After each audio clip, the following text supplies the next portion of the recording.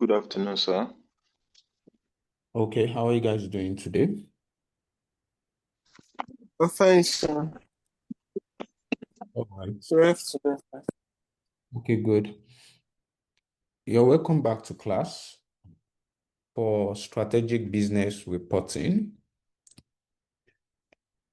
On Wednesday, we had to close our class abruptly.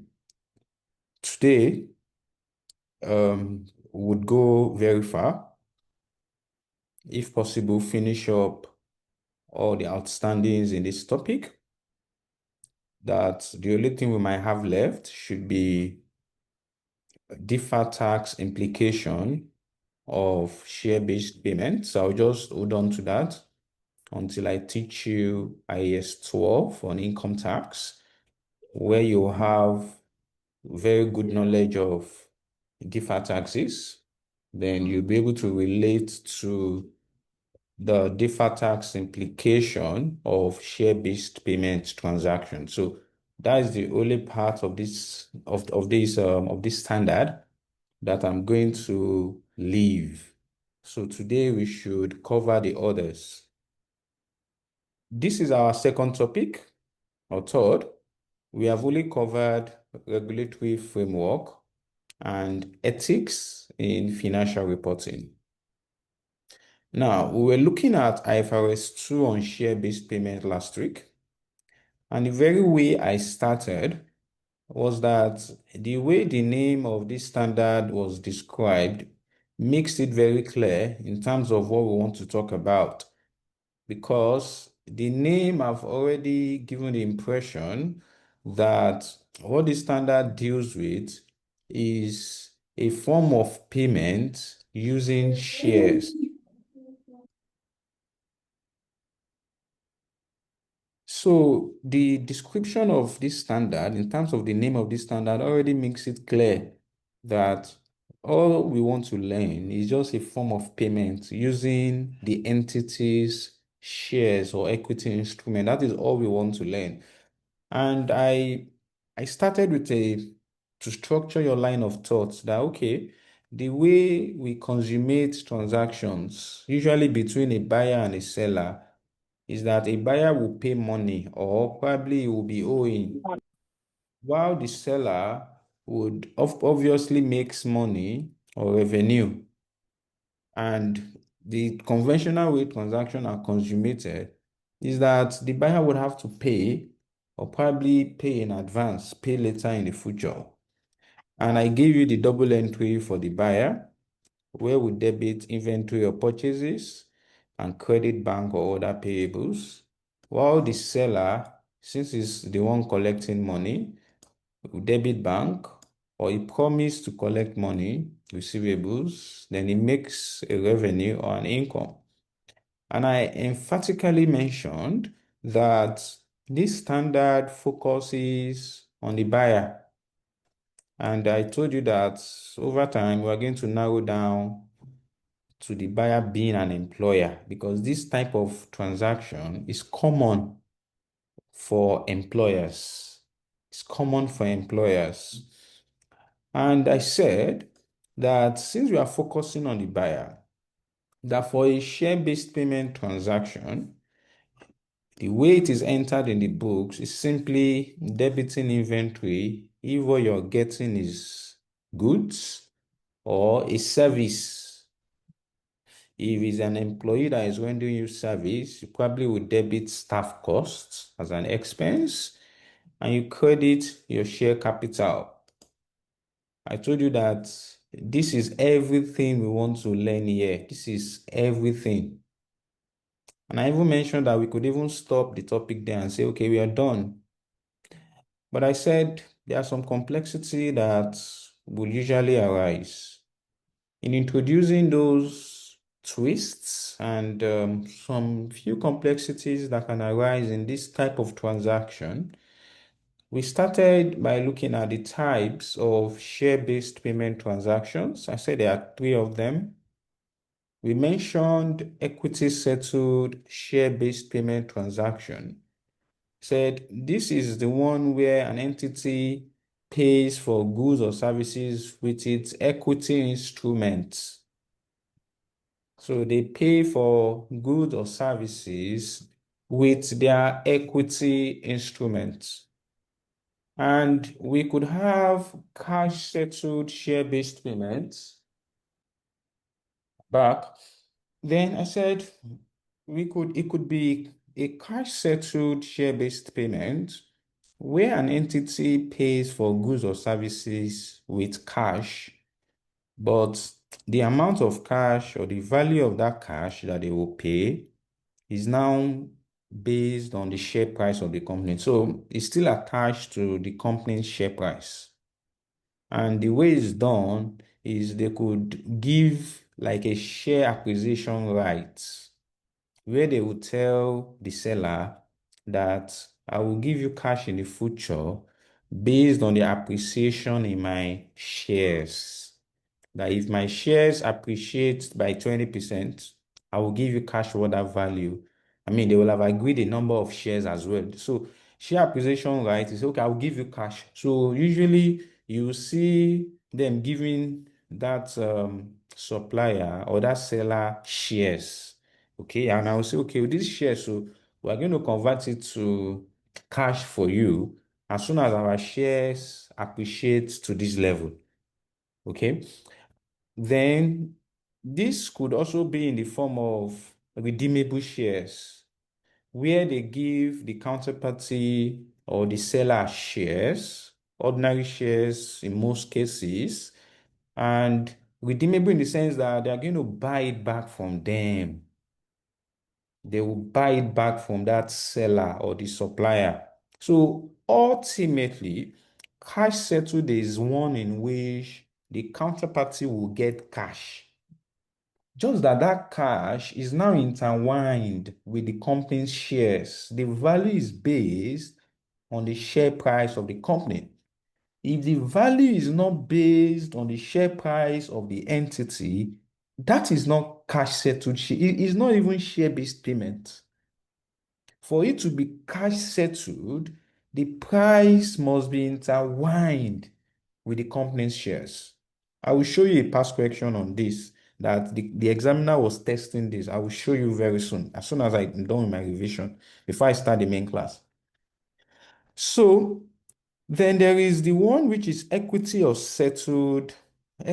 cash settled share-based payments. This one is okay, either of the two. Okay. And so we are saying here that the entity is saying, okay, I will either settle you with cash, of course, that will be based on my share price, or I give you my shares, okay, to pay for these goods or services you have provided for me. But who is now making that decision? So usually it's going to be either the buyer or the counterparty, okay, either the company that is buying the goods or the seller. So that's making that choice, right? So you find out that it's like the company is now making it open for the seller to decide how he wants to be settled, either in cash. Of course, it has to be based on the share price of the company. And always remember, for it to be cash settled, that cash payment, the value must be based on the share price of the entity. It has to be related to share price of the company, or we settle you directly with our shares. So that's equity or cash settle. So we need to really sort out this three today. Now, before we dive into it, I gave you some definition. I started with share-based payment transactions. I told you that these are transactions in which an entity pays cash whose value is based on the share price of the company, or they issue shares in consideration for goods or services they received, right? And I said that, okay, when I mention equity instrument, I mean, in the case of equity settled, where the company pays with our equity instrument simply means shares or share options.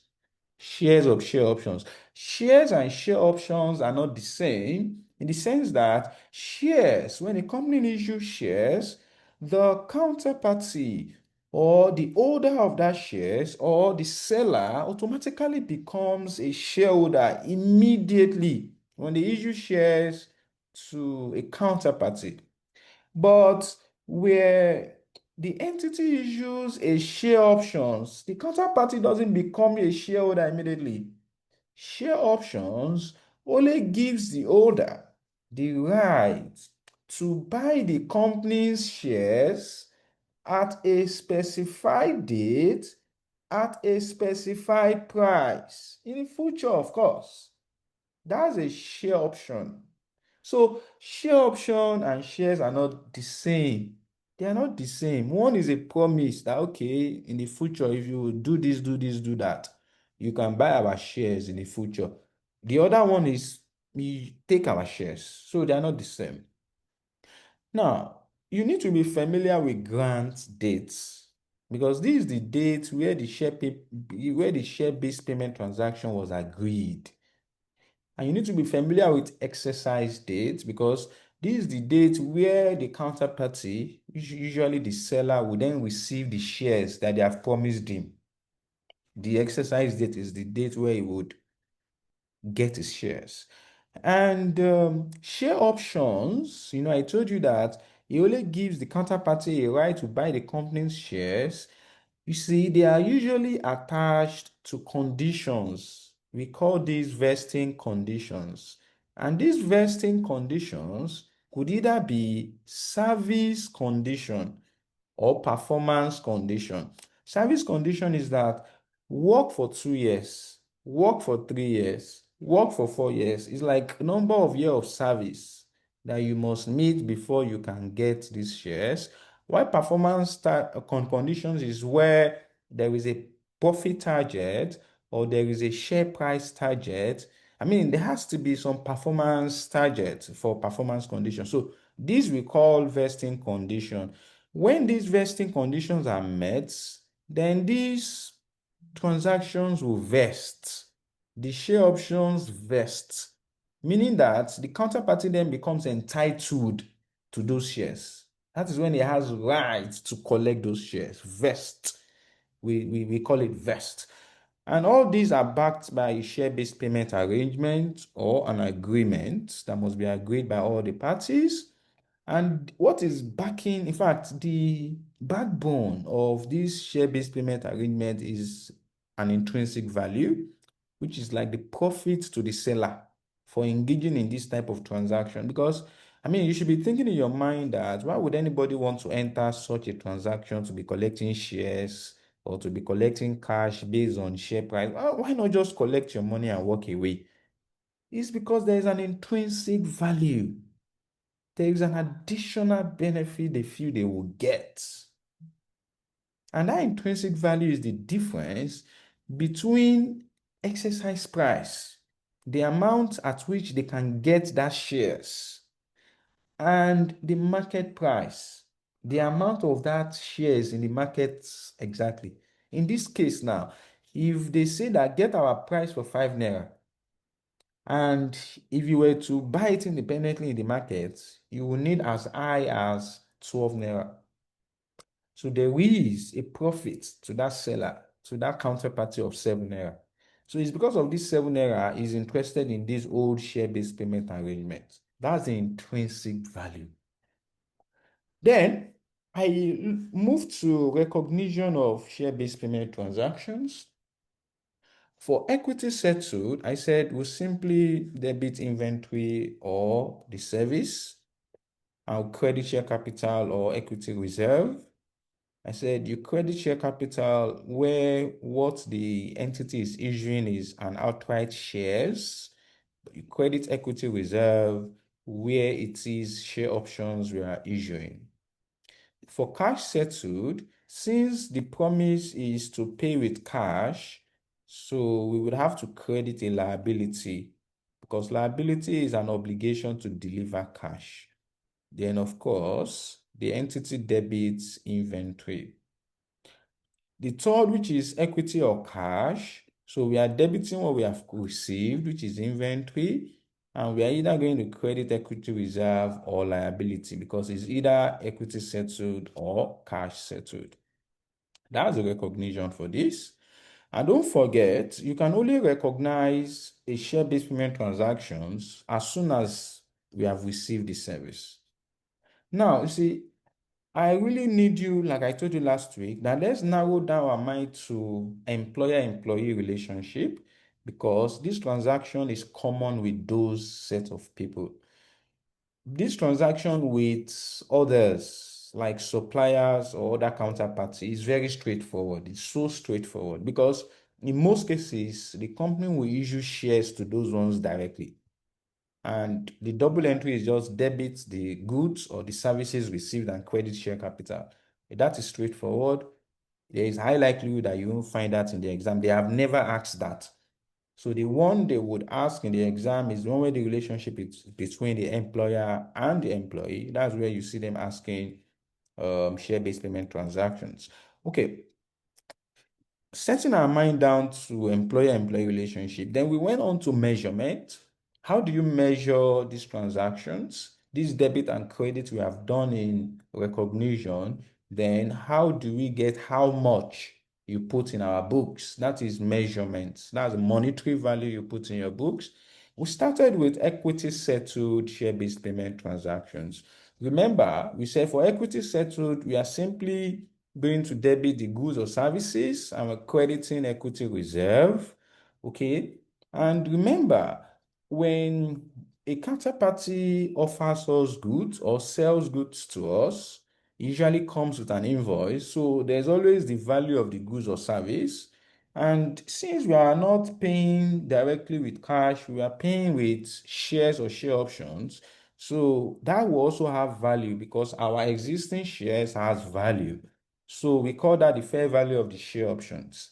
You see, these are distinct values that are different.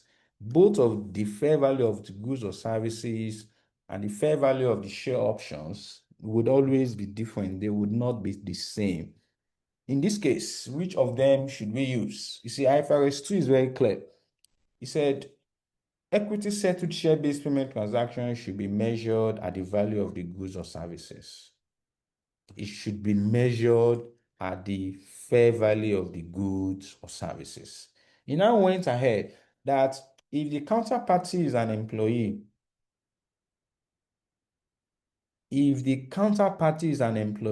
it becomes impracticable to get or to value the service provided by an employee. I mean, that portion that you are paying for with shares, it's impossible to fair value it reliably. So for that reason, we simply measure the equity settled share-based payment using the fair value of the share options at the grant date.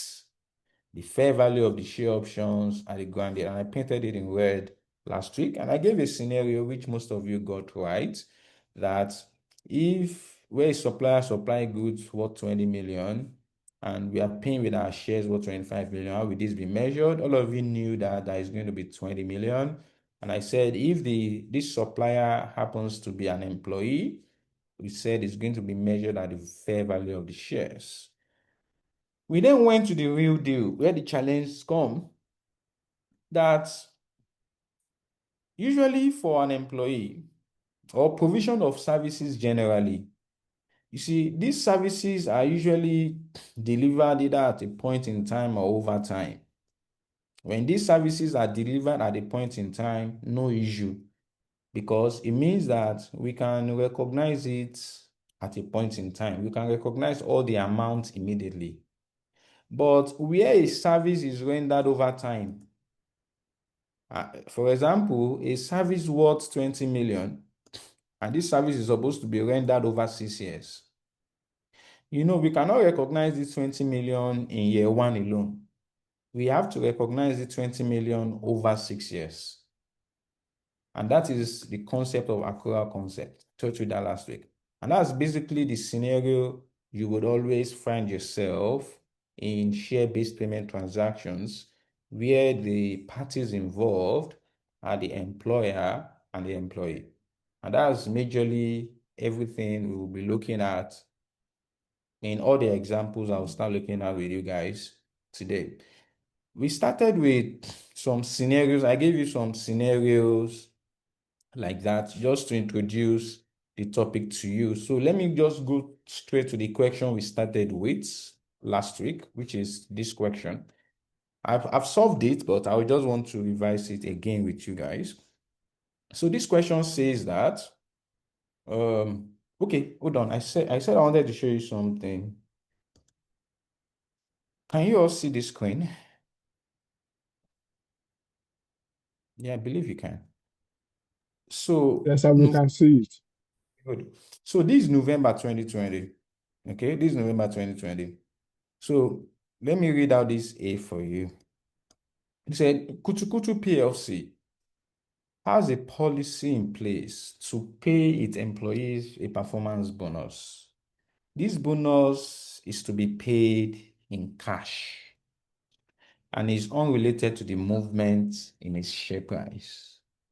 Kutu PLC has a choice of settling the bonus in cash or in equity shares to the value of the cash bonus.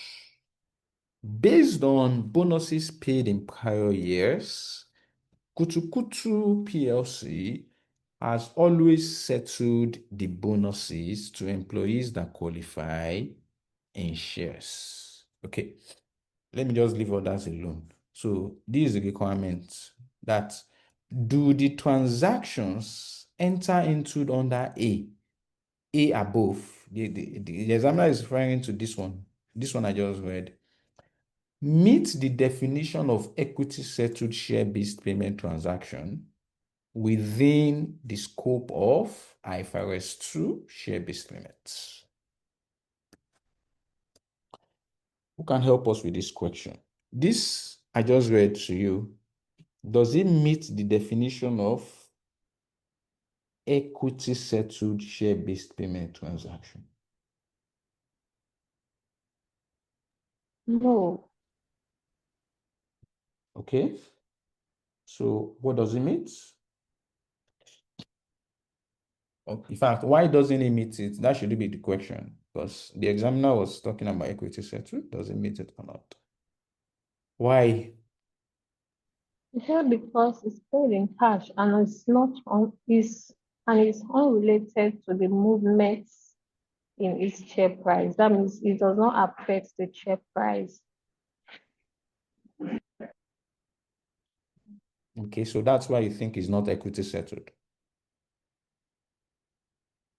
It is not relating to the share price. So because it's cash and it's not relating when they want to pay, it's not based on the value of the share. Okay, what if it was based on the value of the shares? I'm just asking. So what would it have been? What if the cash that they pay is based on the value of the shares? Then it's a share based payment now. So it's based on share-based payments and IFRS 2. It should be a cash-based settlement if the cash is paid based on the share price. Thank you, Emmanuel. Now, Uma, what are you saying now? Haven't you been in this class? I need you to be specific. So if the prices are related to, if the cash that is paid is related to the share price of the company, then that's cash settled. And I've mentioned it today that if the cash paid is not related to the share price, that means it is not cash settled. It's something else. It's just normal cash. It is not share-based payment. So you need to tell me that it is cash settled. Don't just say it is not share-based payment transaction. You have to be very sure and say it's not cash settled. Okay. So I believe you know what you're talking about. Now, again, let's then answer this question. This one, the examiner says that this transaction here, does it meet the definition of equity settled share-based payment? No, sir, it did not. Why? Because the cash is not related to the movement in the cash price or share price of the company. Mr. Husseini, you're saying the same thing as Oguma mentioned. Oguma has said this before, and I told her that that's not the right answer. that's not the reason why it is not equity settled. That might be the reason why it is not cash settled. That might be that's the reason why it is not cash settled. Because the cash is unrelated to movement in share price. For that So can I reason, try, sir? yes, please try. Yeah, it was written, I think, in the last statement that Kutu has always settled the bonuses on employees that qualify in shares. Good. So is that the answer, sir? Yes, that's the answer. So it's equity settled. I mean, the examiner has told us, they try to confuse you here, but I think all of you understood what you're talking about. You just haven't get used to it. The examiner started with, they pay performance bonus and they pay it in cash, and it is unrelated to movement in share price. With that, we know that this is not cash settled. It is not a cash settled share-based payment. We already know that. So then I went ahead, okay, the company usually settle either in cash or in shares.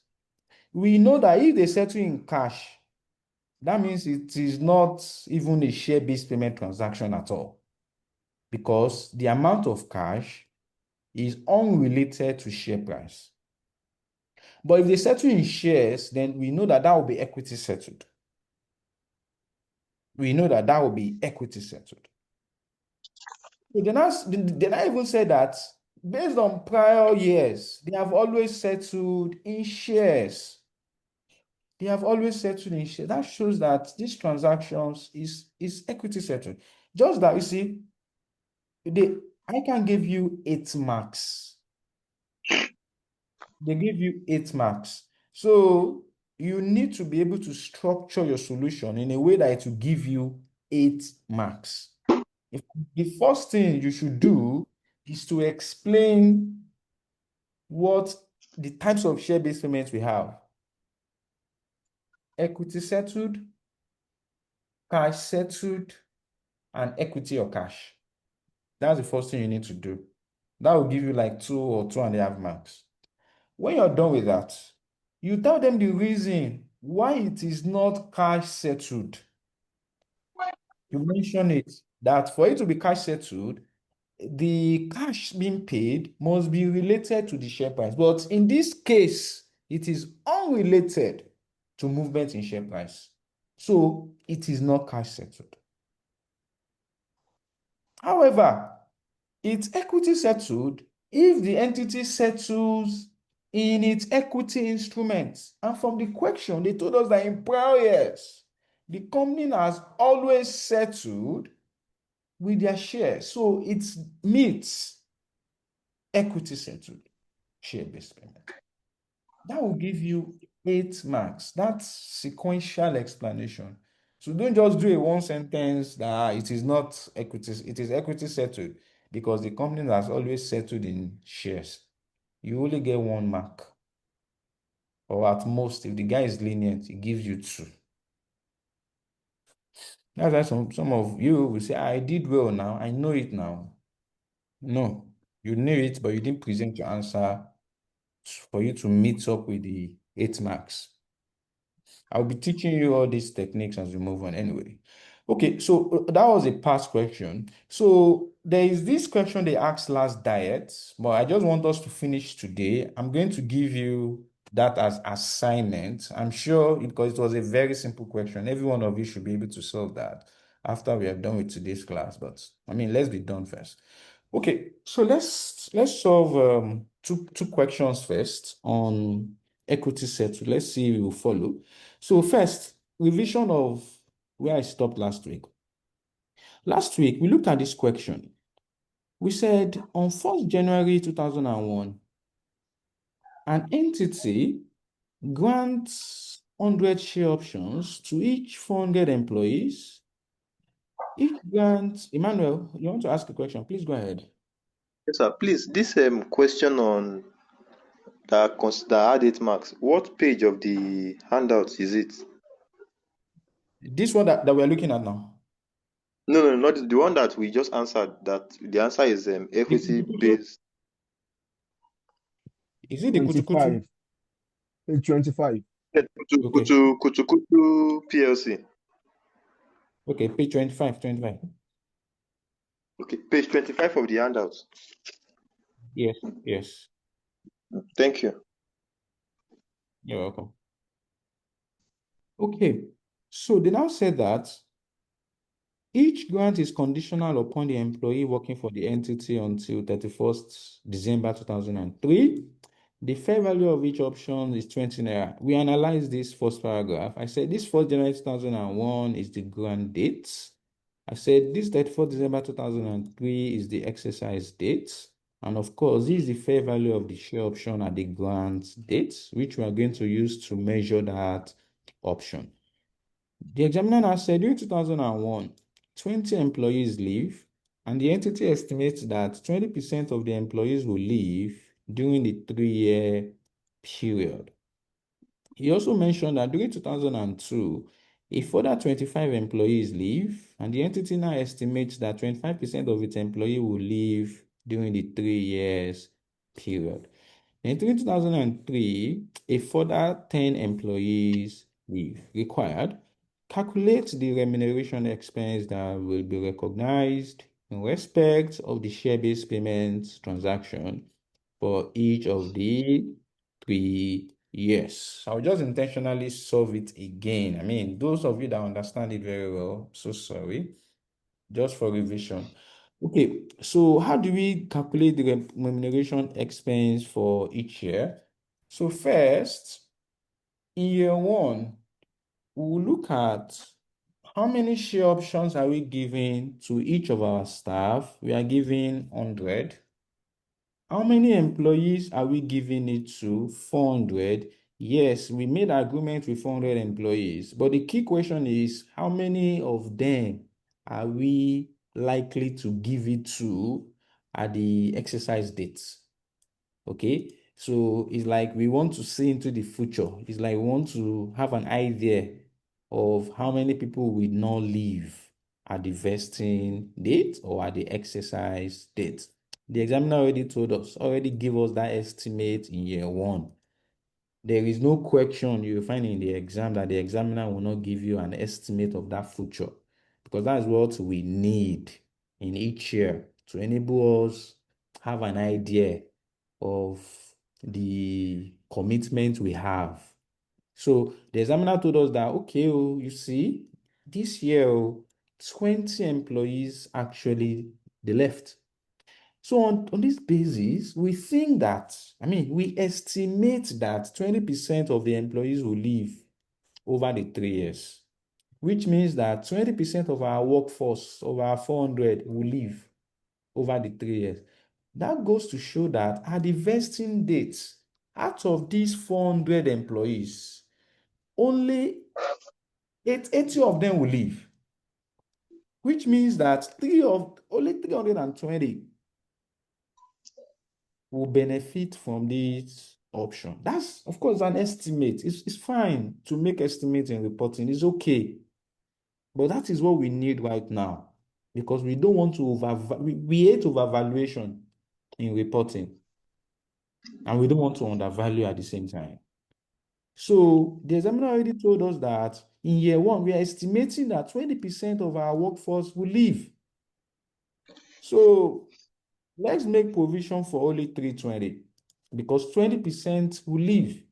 So the mistake you might make in the exam is to go and do 400 minus 20 at that. Shebi is only 20 that left in year one. So as far as year one is concerned, 380. No, that is overvaluation, because you're only considering people that left in year one. What about people that will leave in year three? And it's not like we are giving this share option to anybody in year one. We are giving it to everyone that stays till year three. So is the position in year three we are trying to model in each year. That what is going to happen in year three? What is going to happen in 2002? That's what we're trying to model each year. So in year one, the examiner would always give you a guide in each year. So they already told us that 20% of our workforce will leave. So 80 will leave over the 3 years. Only 320 would remain at the exercise date, being 31st December 2003. How do we measure that? We measure it at the fair value of the share options at the grant date. It's clearly given in the question as trending error. I would appreciate if you can be giving me figures very fast today. So how much are we looking at in this case? 640,000, sir. 640,000. So how much will go to my staff costs in year one, and how much will go to my equity reserve? My equity reserve. So out of this 640, how much is going to my staff cost in year one? 13333, sir. Which is 640. That is 640 divided by 3. Divided by Okay. Like multiply by 1/3, Abi? yes, sir. Okay. 213,333. Okay, good.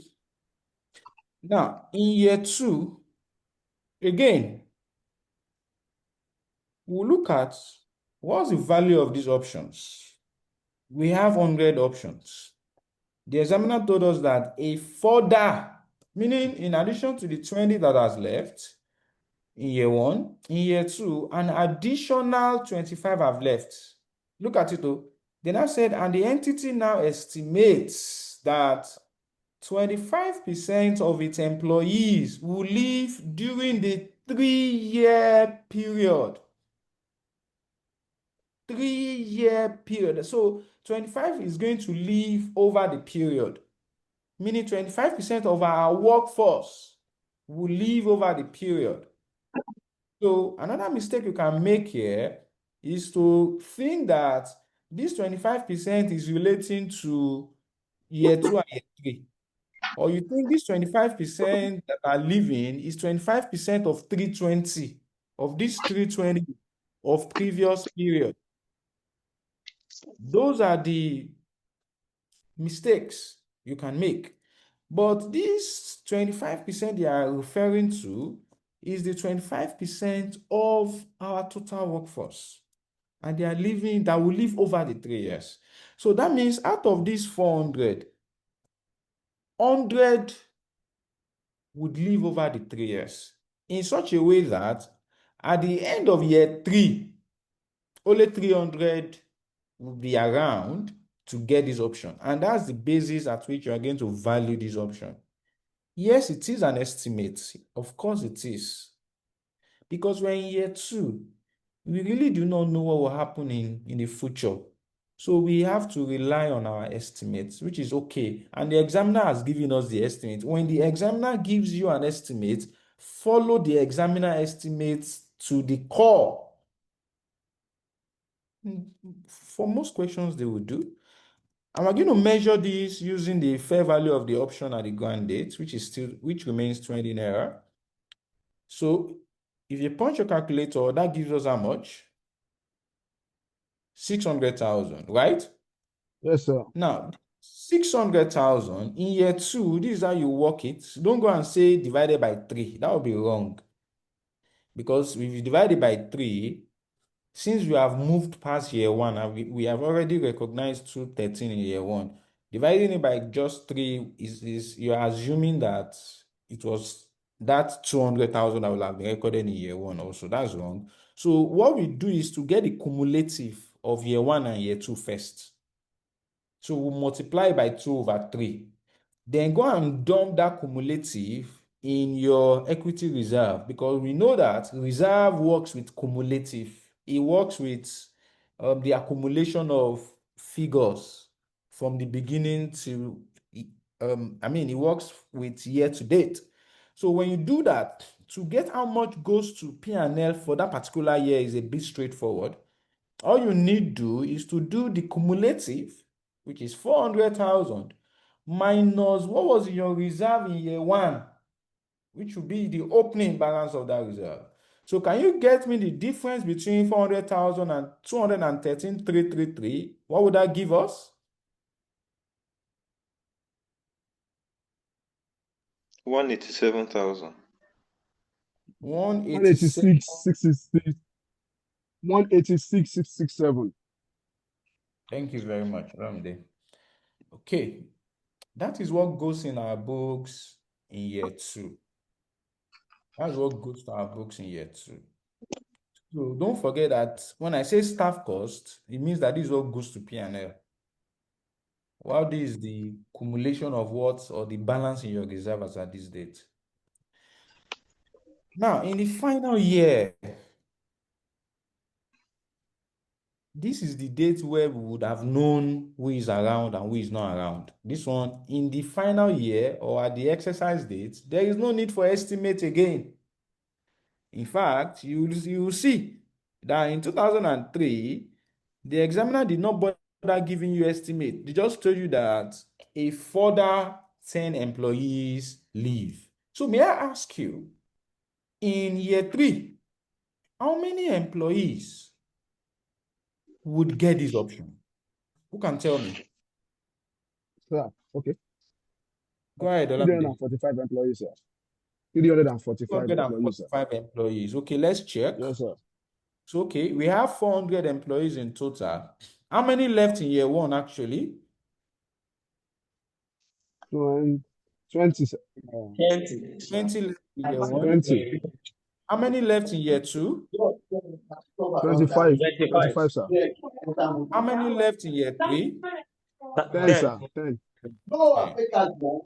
So, how many do we have left? Is it 345, sir.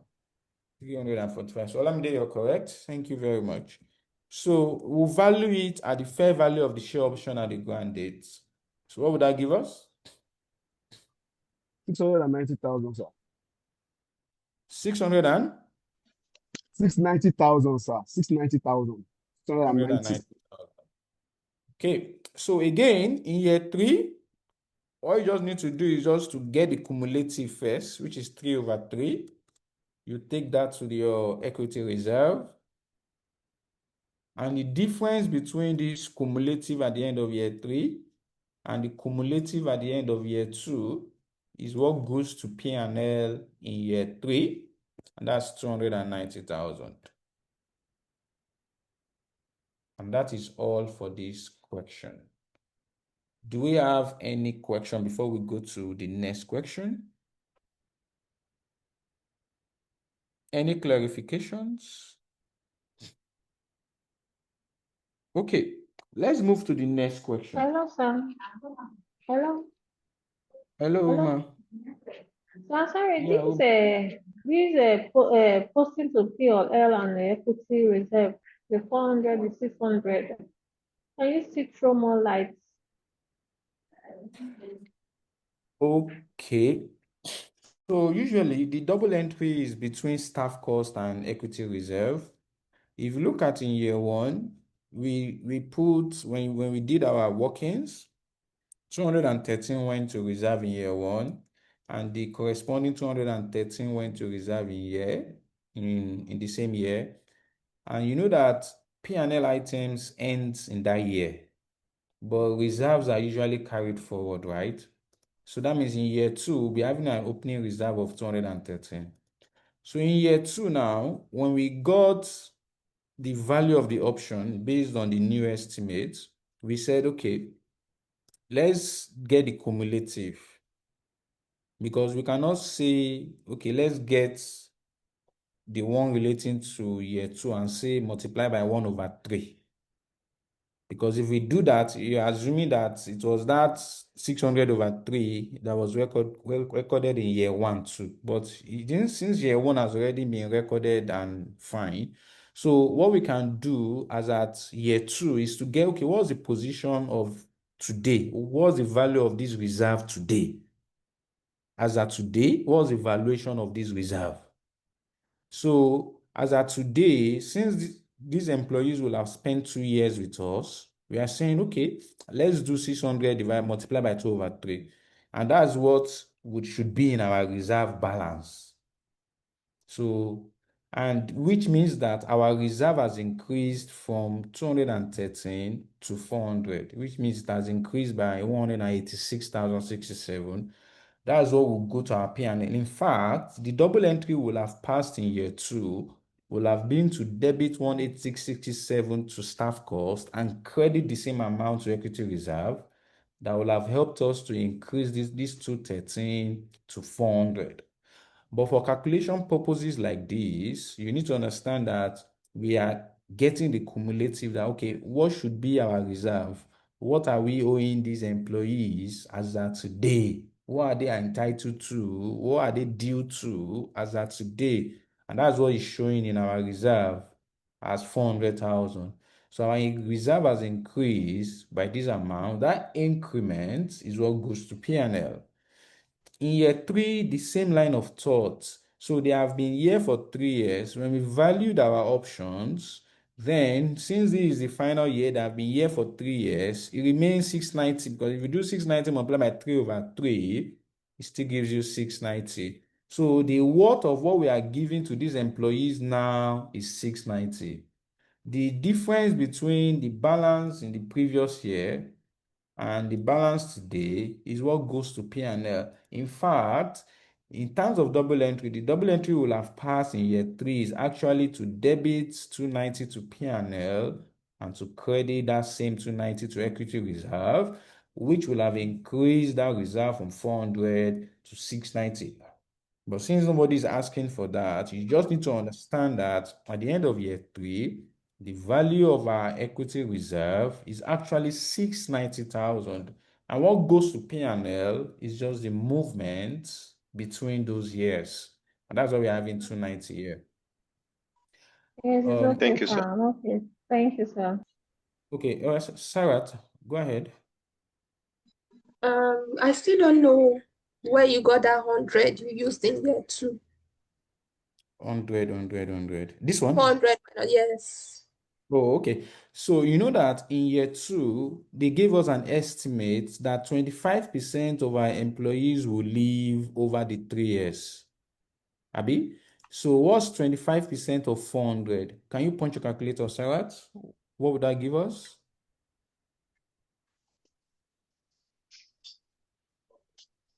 Sarat, Yes, sir. what did they give us? 10,000. 10,000. Bao. I said 25% of 400. 100, sorry. Okay, 100. And that's how we got this 100.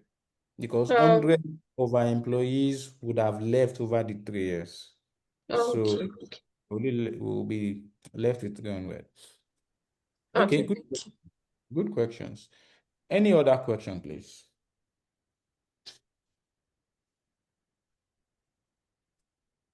Okay, let's move to another question. Now, this one, let me just drag it down a little bit so I can. Okay, so this one says that on 4 January 2003, an entity grants 250 of share options to each of its 200 employees. The only condition attached to the grant is that the employee should continue to work for the entity until 31st December 2006. 5 employees leave during the year. We're now told that the market price of each options was 12 naira at 4 January 2003 and 15 naira at 31st December 2003 required. Show how this transaction will be reflected in the financial statement for the year ended 31st December 2003. Okay. So the focus is on 2003. So now, at the beginning of 2003, which is the grant date, we give 250 options to 200 employees. And the condition is that they must work until 31st December 2006. That means the vesting period is 4 years, because 3, 4, 5, 6, that's 4 years. We're not told that 5 employees leave during the year. 5 employees leave during the year. So let's do in 2003, we have 250 options. So how many employees would remain or would enjoy this option at the exercise date, which is 34 December 2006? Who can tell me? How many employees would enjoy this option? I mean, that's the question you must always ask yourself. That at the end of each year, we must make an estimate of the number of employees that will vest, the number of employees that will actually, 195. again, 100 and what? 195. 195. 95. 195, okay. Do you all agree? Do you all agree to 195? Yes, sir. No, sir. No, no, sir. Okay, what are you looking at, Olamide? Sir, the movement is only in the first year as recorded in the question. It did not tell us the previous year, or is it like this is how everybody will move in each year, 5 each year? Is that, I mean, is that the meaning? They didn't mention, to be sincere. They did not mention. So what do you think? What can we do? So it is why I'm listening to you, sir. So I want to know what to do, sir. So Olamide, you were thinking in the right direction. Yeah, I mean, that means you have been following the class closely. You see, if you just say 195, you'll be very wrong in class. You'll be very wrong in the exam. You will only be right if you tell the examiner that I'm assuming or I'm estimating that only five that left in year one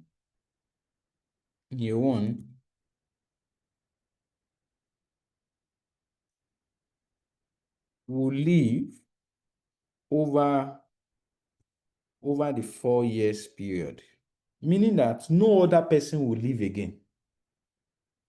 Then you'll be right. If you write this in the exam, then the examiner knows that you understand the core principle. But for me, my own assumption will have been, I'm estimating, since they didn't give us an estimate, you have to estimate. I'm estimating that five employees will leave in every other year, meaning another 5 will leave in year 2, another 5 will leave in year 3, another 5 will leave in year 4. That's a very rational estimate. Either one is okay, because since the examiner didn't give us estimate, so either one is okay. So don't just say 195. I mean, this 5 is just those that left this year. No, it's not about those that left in that year. It's about how many employees will be around at the vesting date to get this option. Remember, the condition is that they must work with us until 34 December 2006. So if that's the condition, then you need to always ask yourself, because the examiner will always give you that okay, at the end of this year one, how many people would be here to enjoy this option? And you cannot know that with certainty because we are talking about future year. So you need to estimate. In this question, you have to estimate. So I'm not going to go with this estimate. If you had gone with this estimate and you write this in the exam, of course, I will give you your mark fully because it shows that you understand the fact that we are not considering year one alone. We are considering an estimate of total departure. And since you are saying the only people that left in year one are the only people that will live over the 4 years, fine. So you are saying your estimate of total departure is 5 years. You are correct. Then this 195 is okay. But if you are the school of thought that think that since 5 have left in year one, that means 5 will leave every other year. So that means instead of 200, instead of 195, you'll be having 200 minus 20, meaning 5 in year 1, 5 in year 2, 5 in year 3, 5 in year 4. So we'll be left with 180. I hope you're getting what I'm saying. Olamide, you have a question. Please go ahead. Sir, sorry, I think in English, sir, if you say every other year, it means year 1, year 3, year 5. I mean, I don't know if I'm right, sir. This is English. I mean, Okay, so huh? how do you want me to put it, please? You understand what It I'm saying? should. So how do you want me to put it? Well, I don't know how you put it, but sir, it should not be every other year. Every other year will be That's not the every. problem. Don't emphasize on what you think. How do you want me to put it that will show that this is what I mean? That it means we live every year. Okay, let's put it every year. Okay, sir. The focus is Thank you, not sir. the focus is not the English here. This is not an English class. Okay. Any other consideration?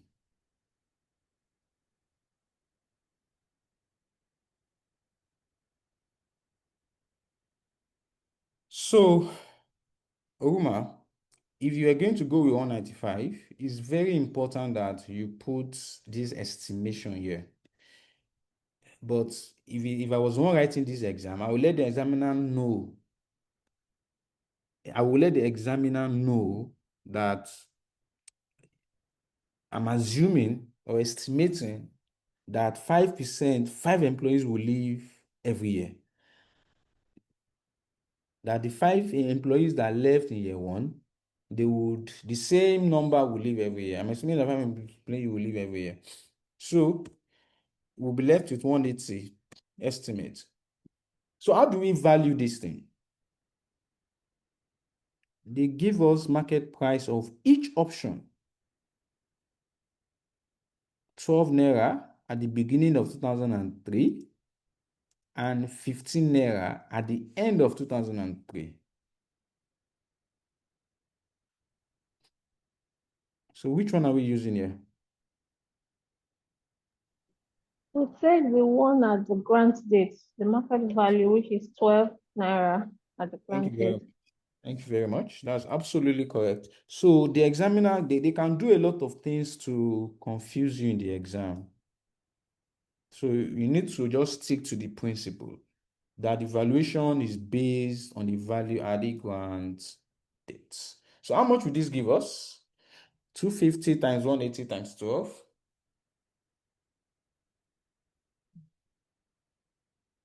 540, sir. 540,000. 540,000. Okay. So how much do we put as staff costs? And how much do we put as equity reserve in year 1?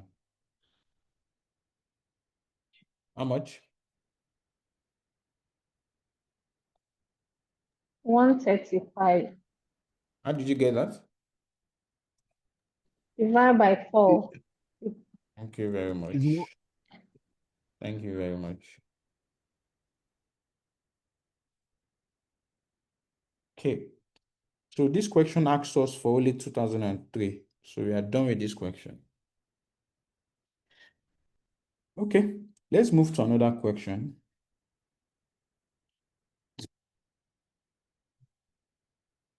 It says J&B granted 200 options on its 1 era ordinary shares to each of its 800 employees on 4th January 2001.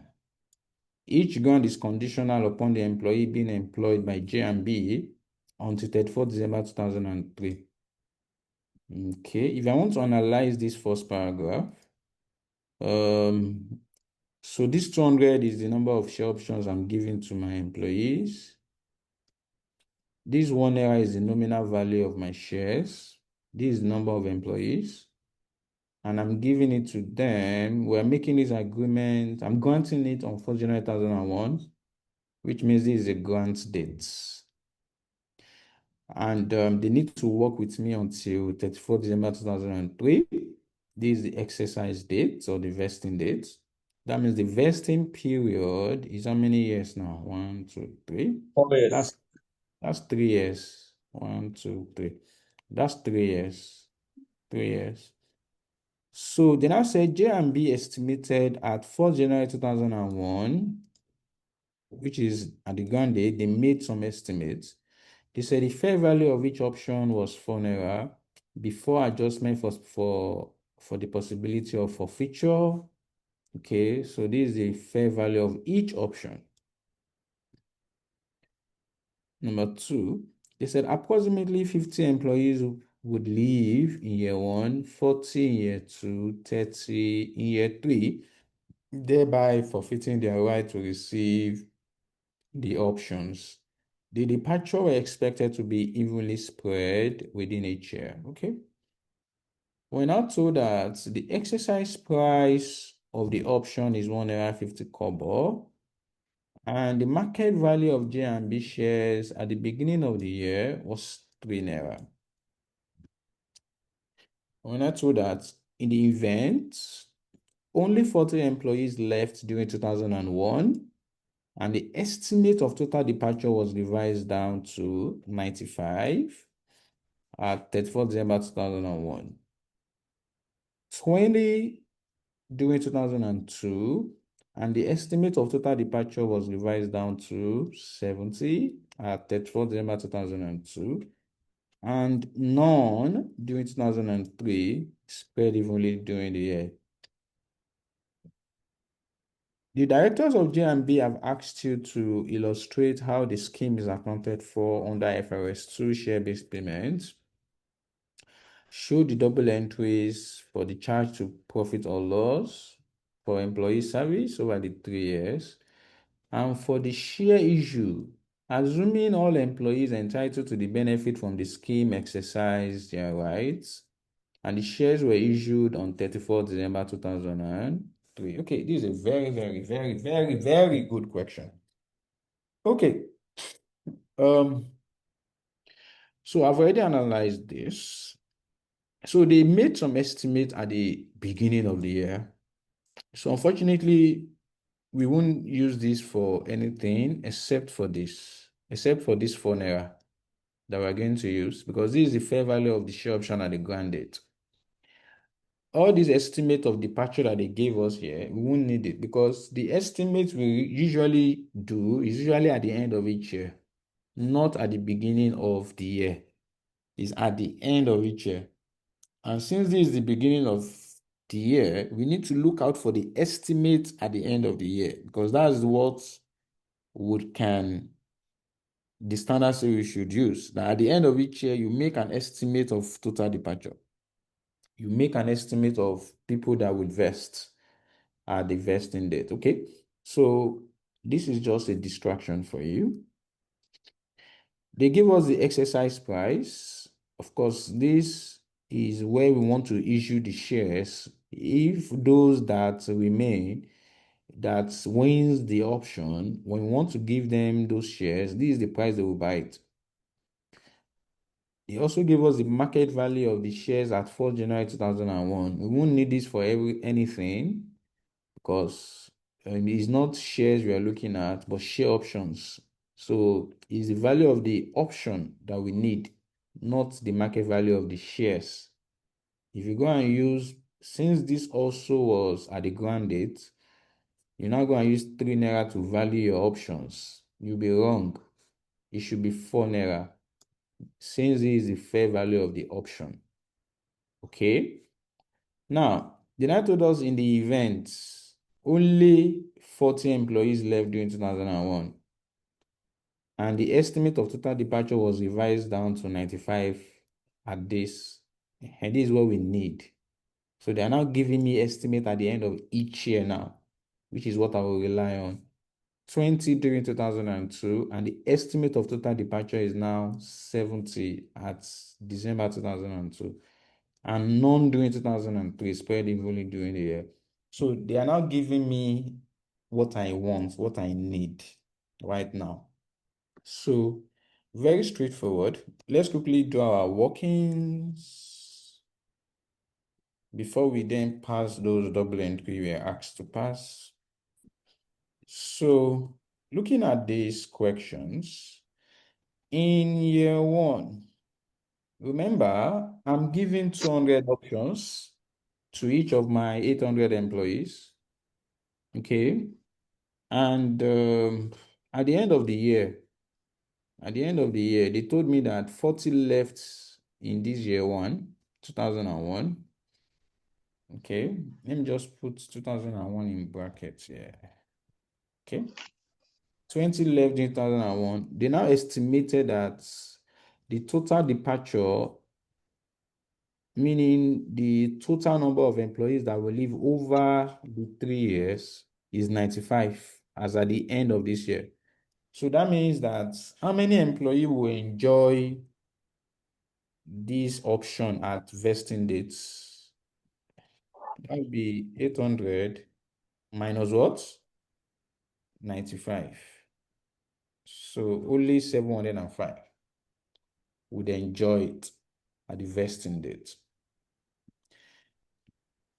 which I'm going to value at the fair value of the option at the grant date, which is 4 naira. So multiply by 4. Can you punch your calculator? 200 multiplied by 705 multiplied by 4. What does that give us? 564,000, sir. 564,000. 564,000. So how much goes to staff costs? How much goes to equity reserve? So how much? 564,000 multiplied by what? 1/3. 188,000, sir. 188,000. 188,000.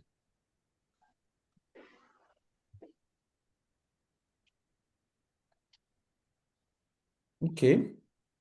In year 2, which is 2002, we also have 200 options. 200 options. So they said 20 left during 2002. And the estimate of total departures was revised to 70. Okay, so that means how many employees would enjoy this option at the vesting dates, which is 800 minus what? 70.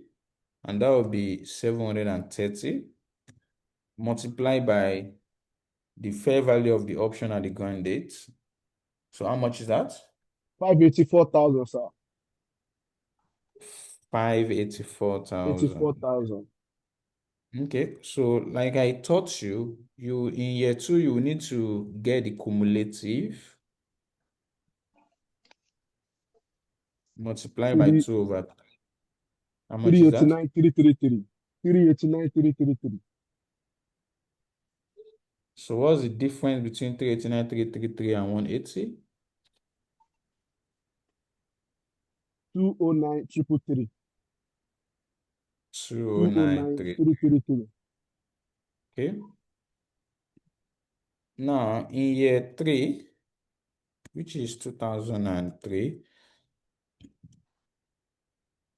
200 employees, 200 options.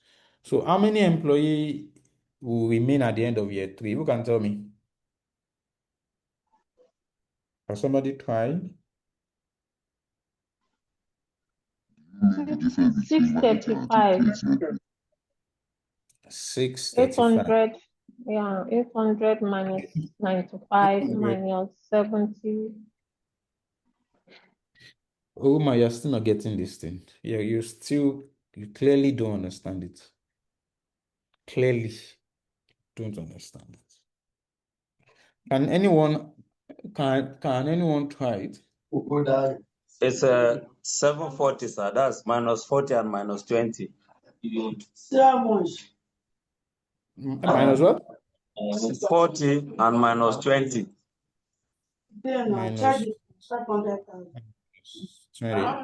So, since only 40 actually left in year 1, and 20 actually left in year 2, and it told us none left during year 3. So that's absolutely correct.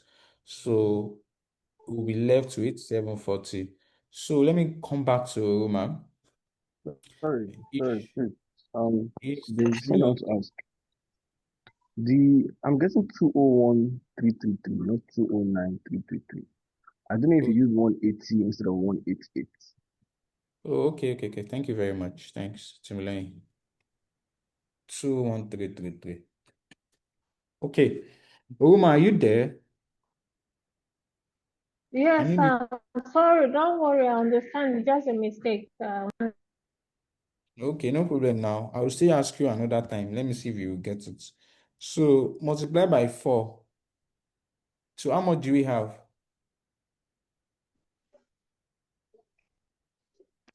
So 200 times 740 times 4. What's that? Somebody please. 592. 592,000. So how much goes to my equity reserve? Multiply by 3/3. That would be 592,000. So how much goes to my P&L? Which is 592 minus 389,333.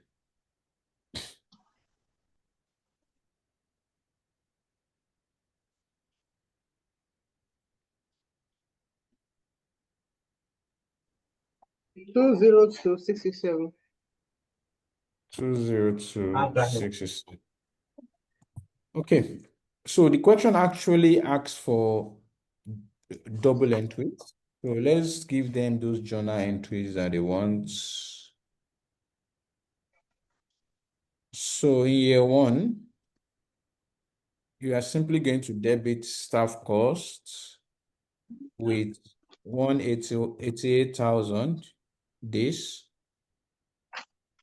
and we're going to credit equity reserve with the same 188,000. In year 2, we'll do the same, debit staff costs with 201,333,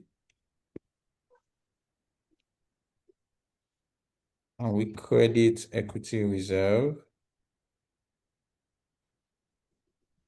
with 201,333. In year 3, do the same, debit staff costs with 202,667, credit equity reserve with 202,667. That's not all. In year 3, they told us that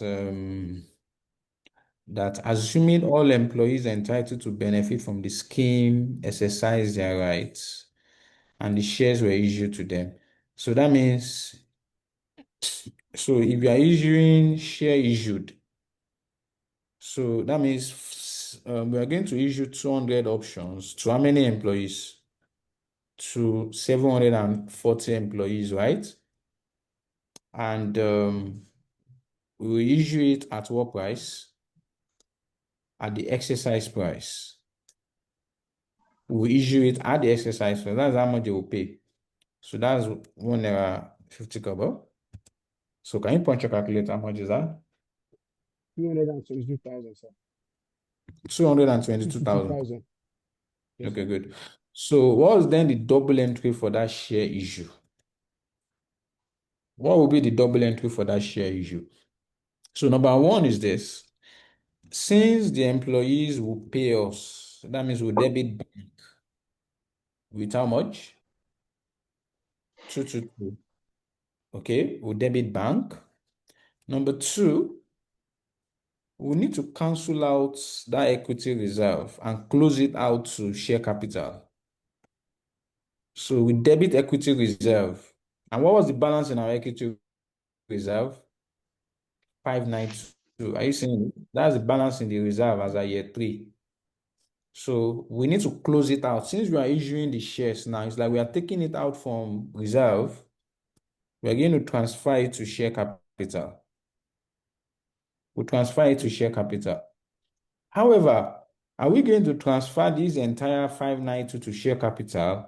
Of course, no. Because what goes to share capital account has to be at nominal value. If you don't know that before, hear me now. What goes to share capital account is always at nominal value. What goes to share capital account is always at nominal value. So these 200 options that we are giving to 740 employees, okay?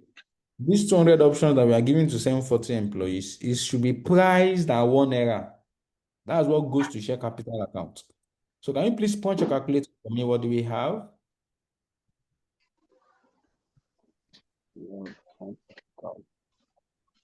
148,000. 148,000. 148,000, sir. So, yeah, so you need to really get used to share capital account. But that was why this examiner gave us this 1 naira, this nominal value of 1 naira. They could have given you as any amount. It's because they know what they wanted you to do at the end, that something will be going to share capital account and is always measured at nominal value. So, but what then happens to the balance? Where will the balance go? Since it's not going to share capital, where are we going to transfer the balance in the equity reserve to? Say it Other again. income. Share premium. Thank you, share premium. Any amount above the share capital goes to share premium. So just take the balancing figure there. Since the entire debit is 222 and 592, if you add these two together, take away this 148, what's the balance?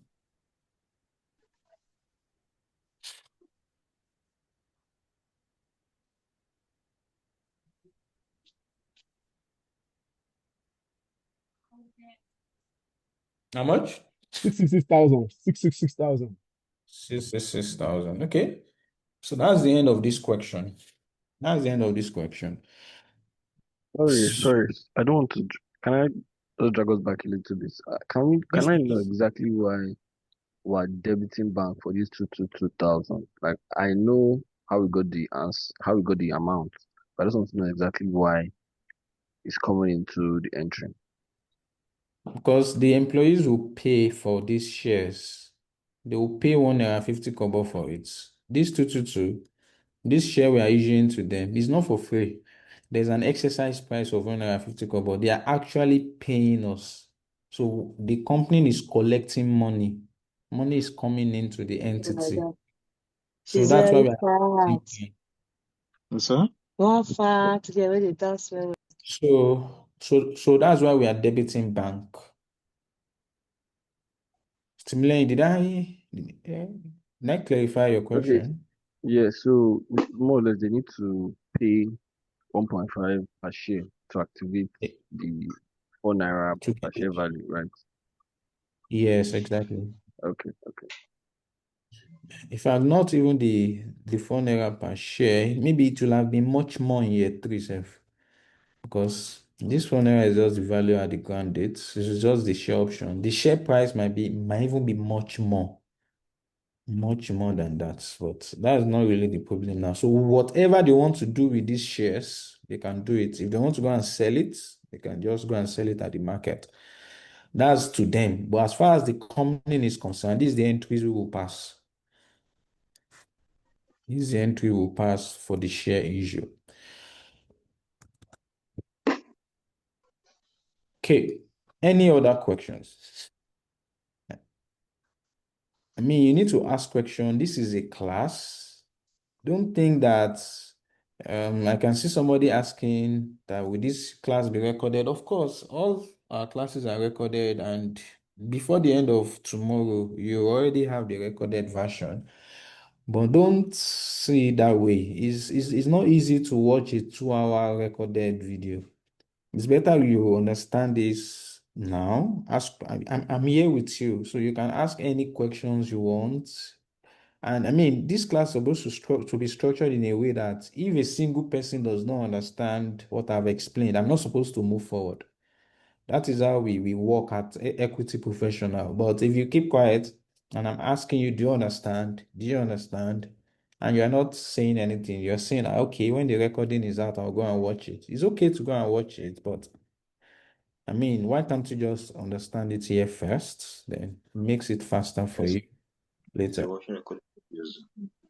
So, and I'm sure you all know that all the previous lectures, you can always request for it. Everything is recorded. If you had missed previous classes, is on YouTube. You can get it along with this your material. Together with it, you're good to go. So just know that. Okay, so I'm done with equity settled. The only thing I just need to explain is this modification and cancellation. Okay, let me see. What's the time? 4. So I have a lot of practice questions here.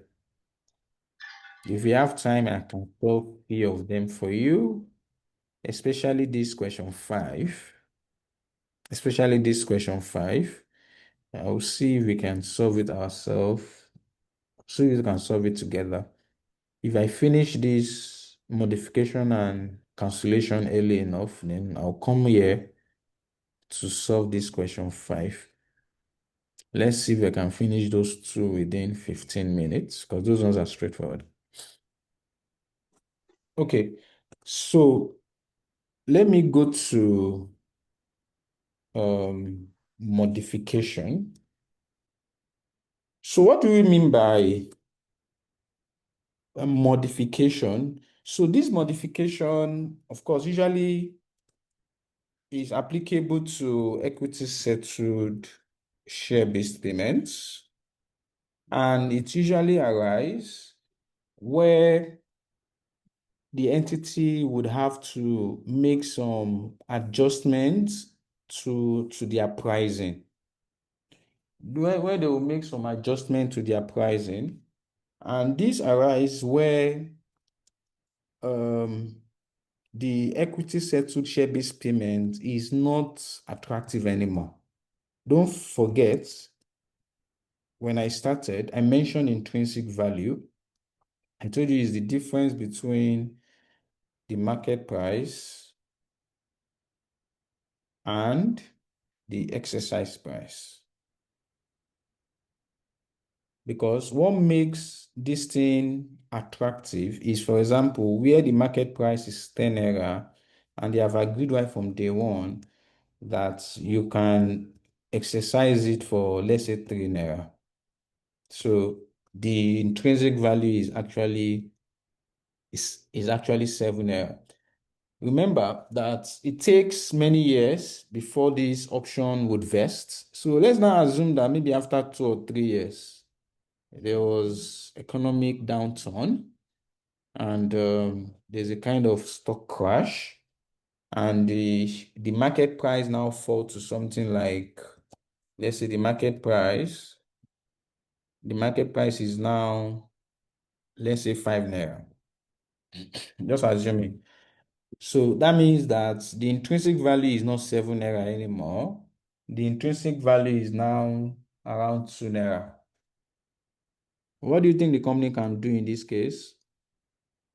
If you are the professional involved, what do you recommend your company to do to make this equity settled share-based payment to still be attractive? You see, the only thing they can do is to reduce this exercise price.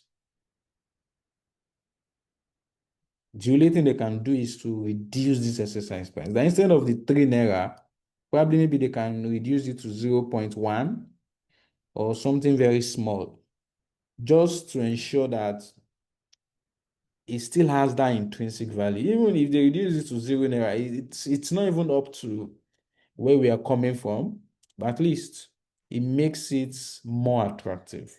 And that's what we mean by modification, where there is a kind of repricing of the share-based payment. You see, the reality is this. When they do this, it has an impact on the fair value of the share option. It has an impact on the fair value of the share option in the sense that they will have determined the fair value of this share option at the grant date, which is what we use to measure the option over the years, right? So when there is a reprise, okay, the examiner will always tell you that the share option 2 will increase automatically. When there is a reprise, there will be an increase. It increases. The fair value of the option will increase. So in such a way that if they reduce exercise price by, let's say, 1 naira,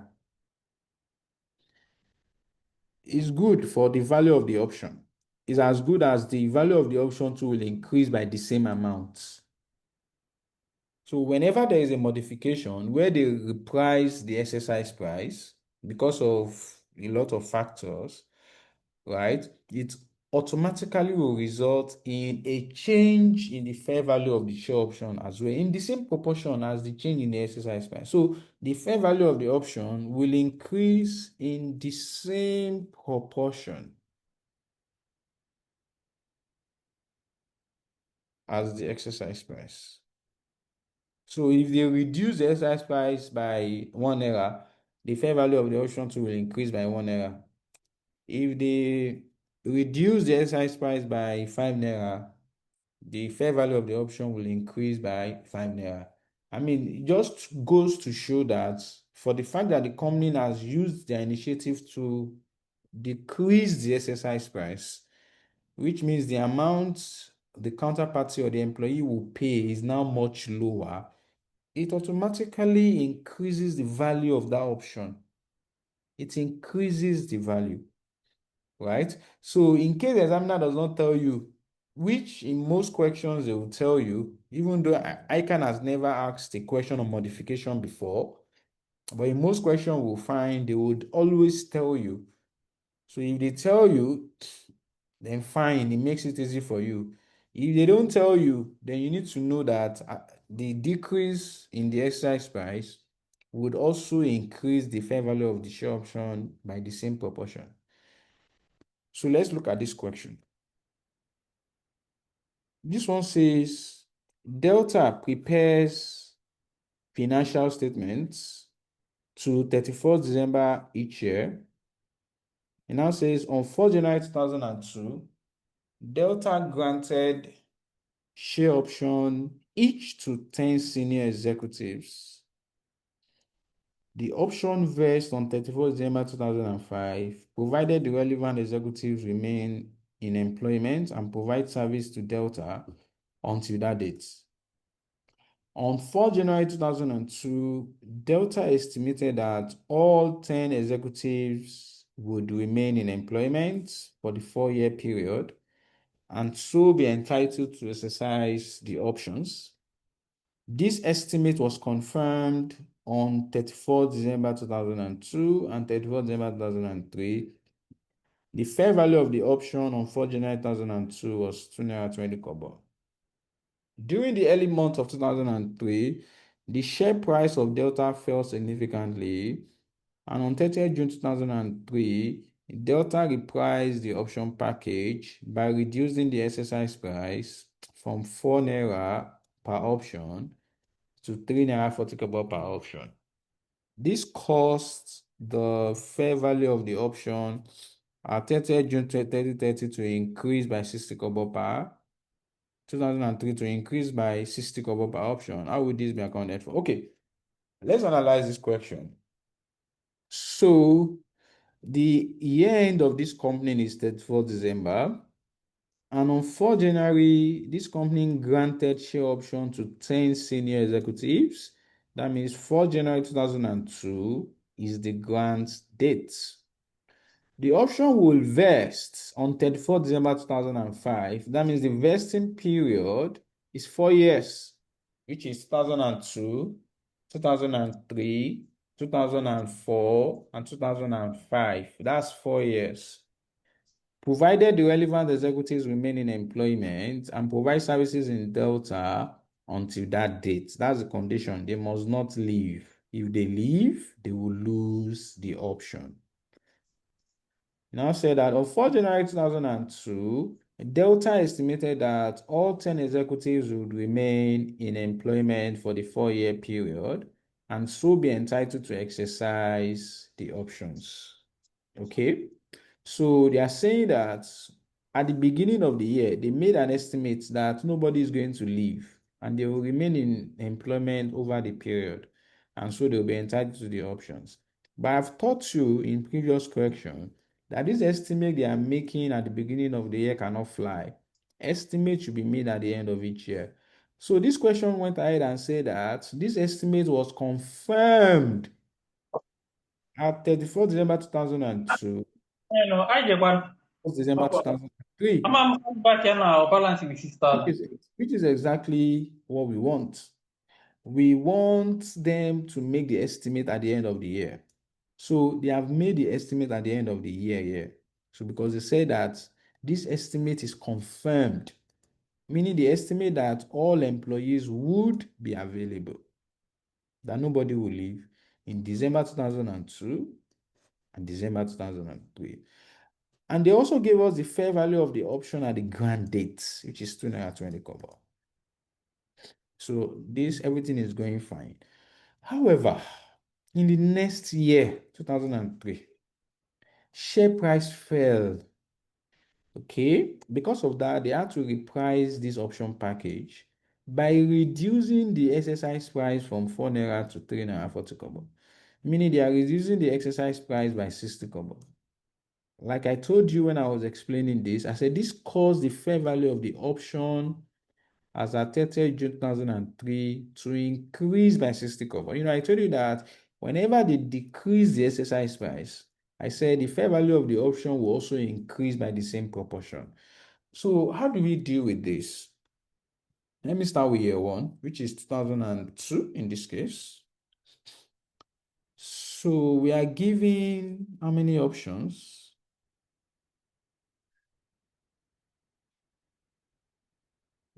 Let me put 500. We are given 500 share options to how many of our executive would enjoy this at the vesting date, which is 2005. 10 senior So executives are 10. all of them, Abi? Yes, Yes, sir. because 10 this, senior all of them will executives. remain. Good. What's the fair value of this option at the grant date? This is it. 2 naira 20 kobo. 2 naira 20 kobo. So how much is that?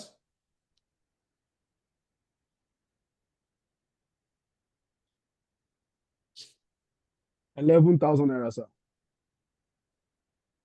11,000 naira. 11,000. So how much will go to staff costs and how much will go to equity reserve? So that would be 11,000 multiplied by what? 1/4. How much is that? 2,750.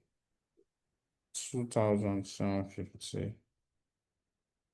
2,750. In 2003, so that was when this repricing came up. Okay, no problem. So let's assume it wasn't there. So it's still 500 times 10. Since this estimate that nobody will leave was confirmed in 2002 and 2003, so we are still going to assume that all these 10 would enjoy this thing at vesting date, multiply by, now this is where the trick is. So I'm still using 2.2. You see, you can as well have used 2.2 plus 60 kobo. But there's a lot of things that you will need to make adjustment for in terms of what goes to P&L and all of that. So make it easy for you. The standard says that the original share option, continue to use it normally. So this still becomes 11,000. Okay. So if you do 11,000 times 2/4, what goes to our equity reserve? How much is that again? That should be Is this correct?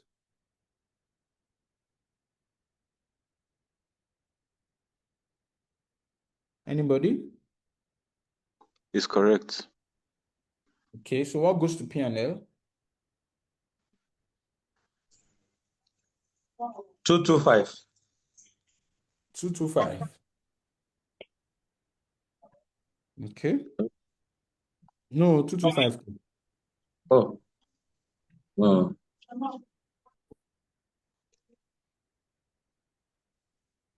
It's 2750. 2750. Okay. Okay. So now, don't forget, this repricing happened in 2003.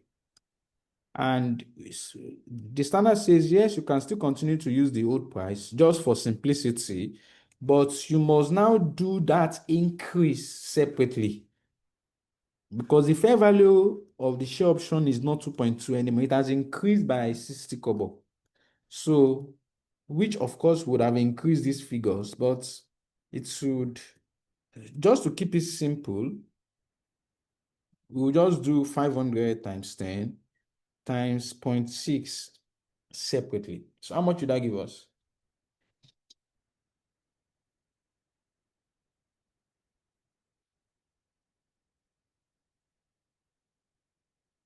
30,000.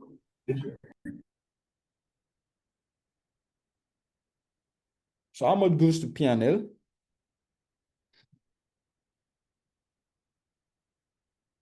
How much are we recognizing for that year?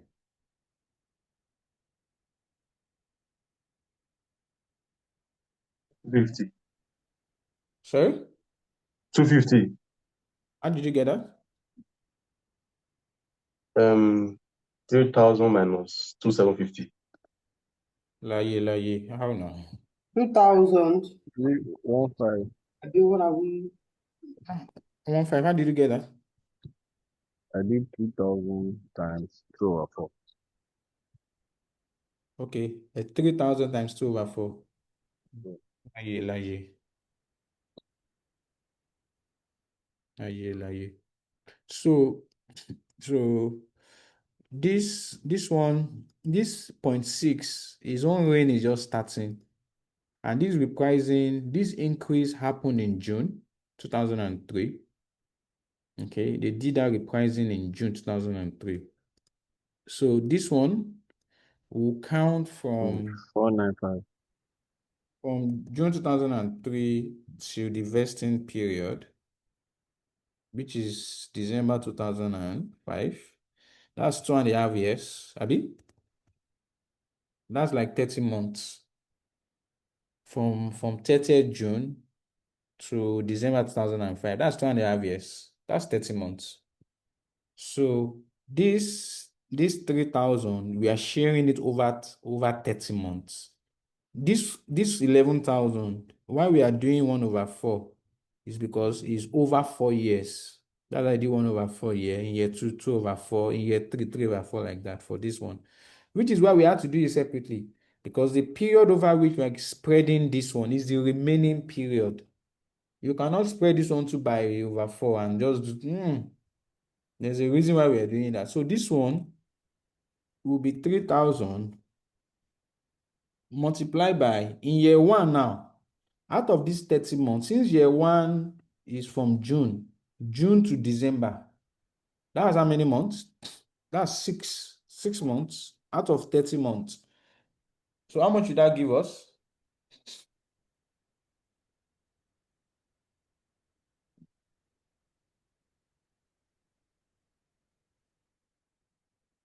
$600. 600. So this eye is going to fly in year 1 and in year 2 for year 1. So this is where the question will end. Just to be sure that you are following me, let's do year 4. Let's assume the estimate is still remains for year 4 because they didn't give us estimate of year 4. So let's assume nobody left. It's still those 10. So that means it's still going to be 500 times 10 times 2.2. So this will be 11,000. So since this is year 3, to be 11,000 multiplied by 3/4. So how much is that?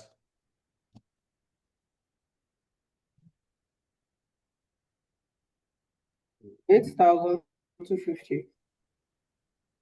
8,250. So how much will go to P&L?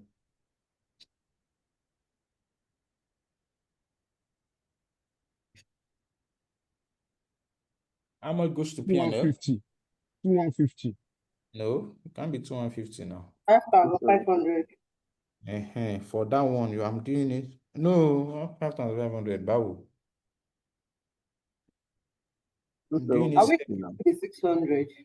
2,850 minus 5,500. Oh, okay. 270. 270. 2750, sir. 2750. Yes, just for simplicity. So for the increase, that also will be times 0.6, Abi?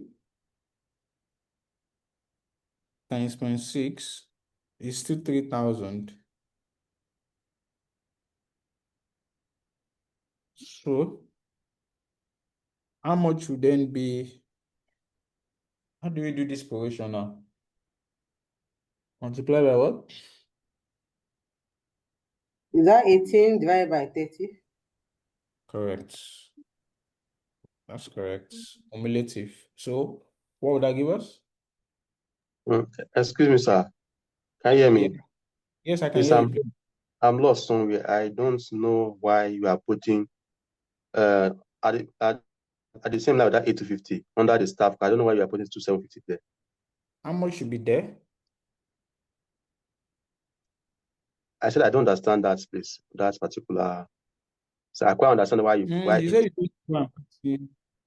Yes, well, I heard you very clearly. So I wanted to actually help you from where you are coming from, because this is not the first time we are doing difference between opening and closing. So what do you think should be there? Let me see what you have in your mind. Maybe I can help you from there. It should be Because it's 2. just 8,250 minus 5,500, which give us Oh, this. So what do you think?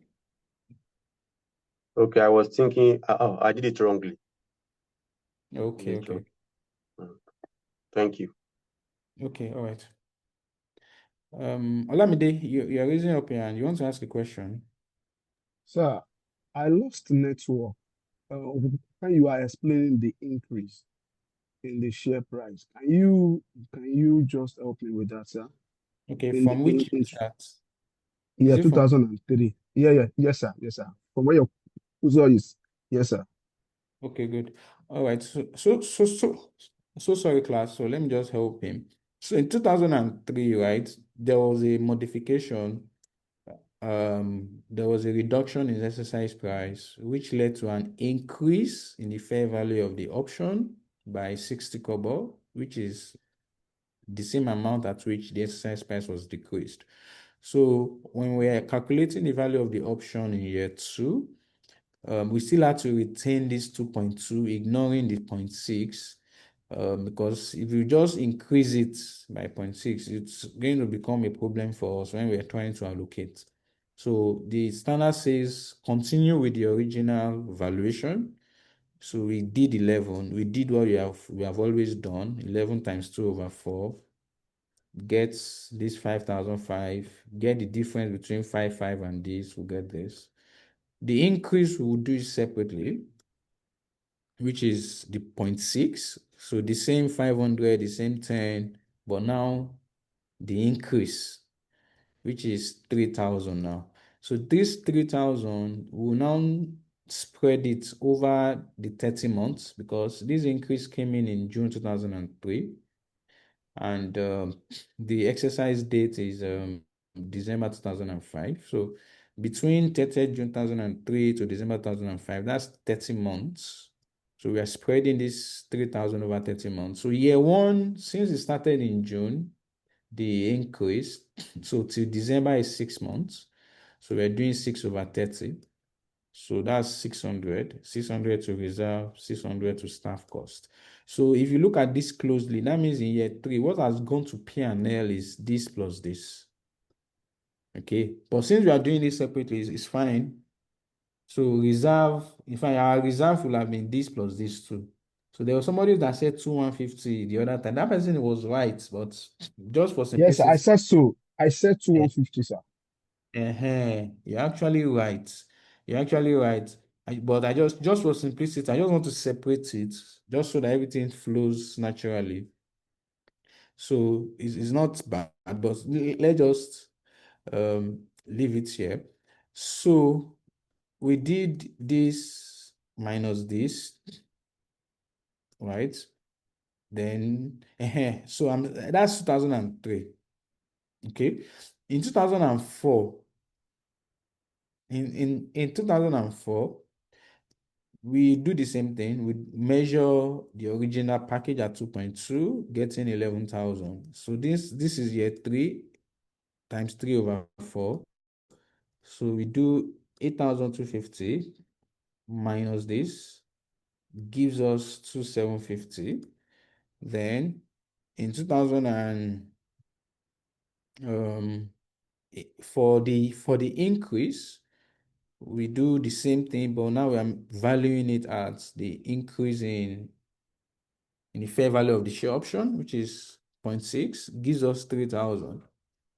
Then this one will also do cumulative, just like we have always done cumulative.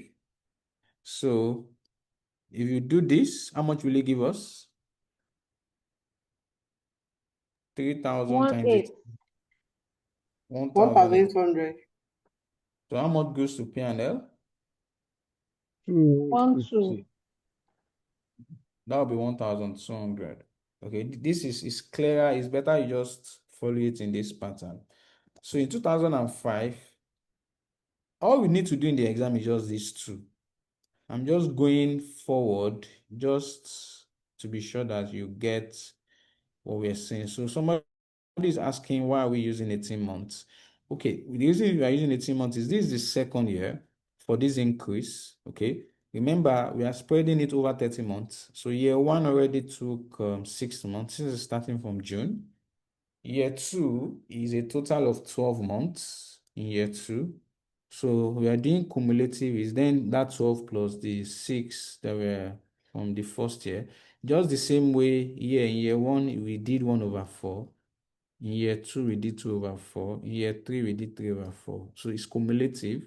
So the same thing is applying to this increase as well that we're doing separately. It's just cumulative of year 1 and 2. That's where we got this 18 from. So I hope I was able to answer your question.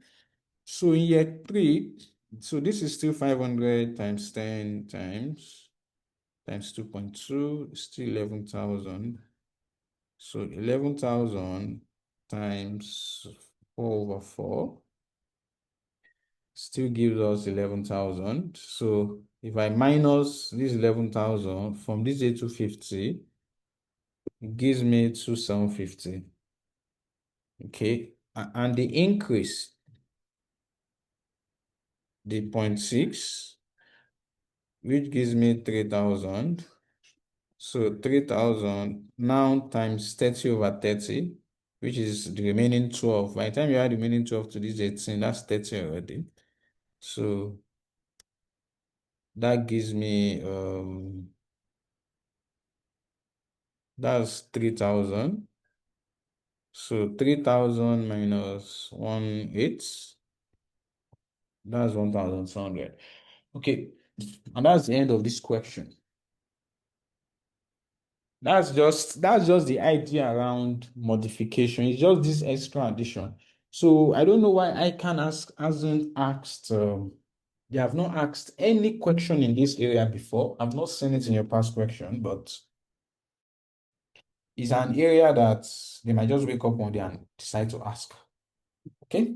Do you have any question before I go to cancellation?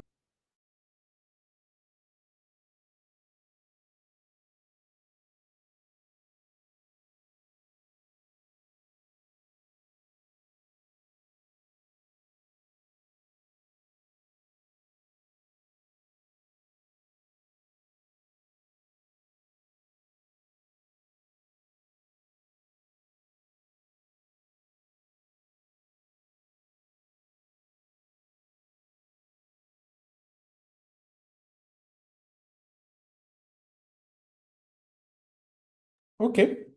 Now, cancellation is very straightforward, no issue around that.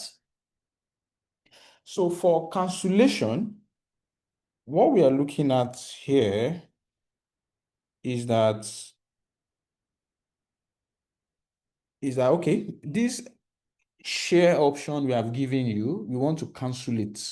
We are not interested anymore. We want to cancel. We are not giving anybody share option anymore.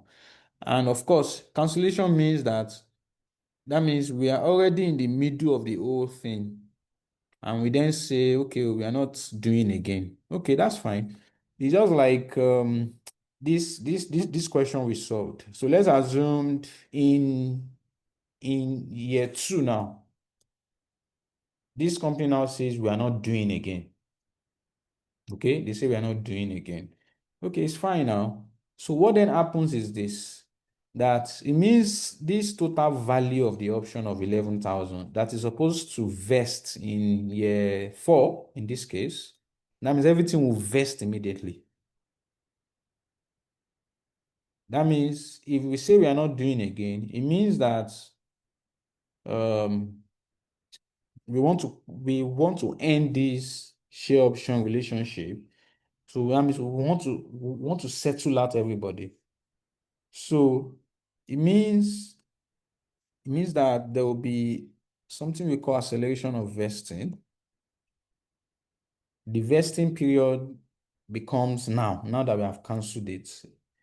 Like I showed you, the 11,000 will just vest immediately. We just recognize everything to P&L.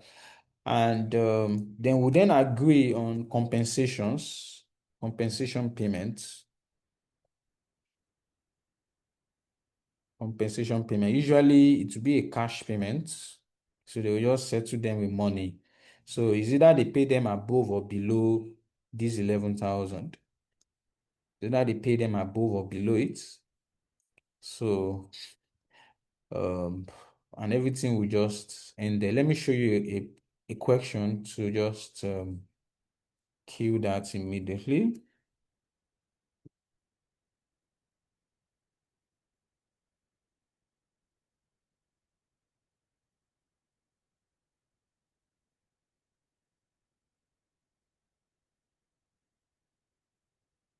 Okay, let's look at this question for cancellation. So look at it. It says Epsilon prepares financial statements to 30th June each year. It now says on 1st July 2002, Epsilon granted 200 options each to 500 employees. The options vest on 30th June 2005, provided the employees remain in employment with Epsilon until that date. The fair value of the option on 4th July 2002 was 250 kobo. At 30th June 2003, it was estimated that 48 employees would remain in employment until 30th June 2005. It now says that on 4th January 2004, Epsilon canceled the option package. At that date, all 50 employees who were granted the options were still in employment. Epsilon made a compensation payment to the affected employees of 270 kobo per option, which was the fair value of the option package on 4th January 2004. How would the transaction be accounted for? Okay, let's analyze this. So, the year end of this company is 30th June every year. On 4th July 2002, we granted 200 options to 50 employees. And it's going to vest in 2005. That is 3, 4, 5. That's 3 years being the exercise date.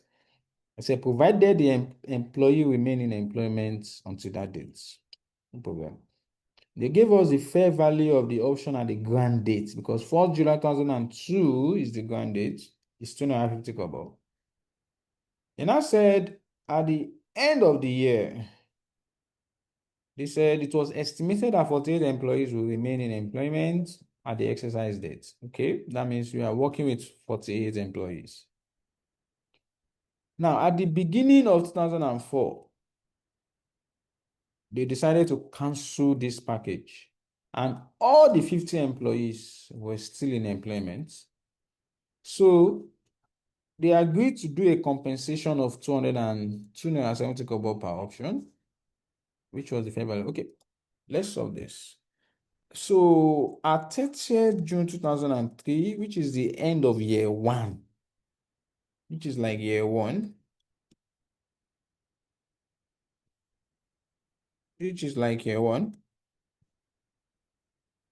Okay, at the end of the first year,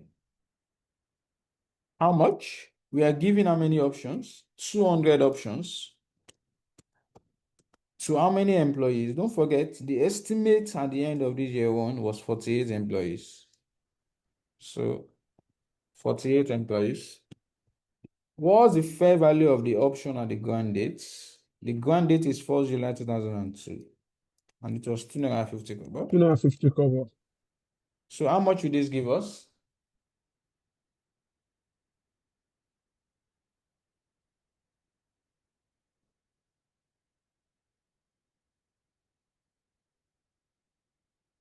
So how much would that give 24. us? 24,000. 24. 24,000, sir. Okay. So how much goes to staff cost? How much goes to equity reserve?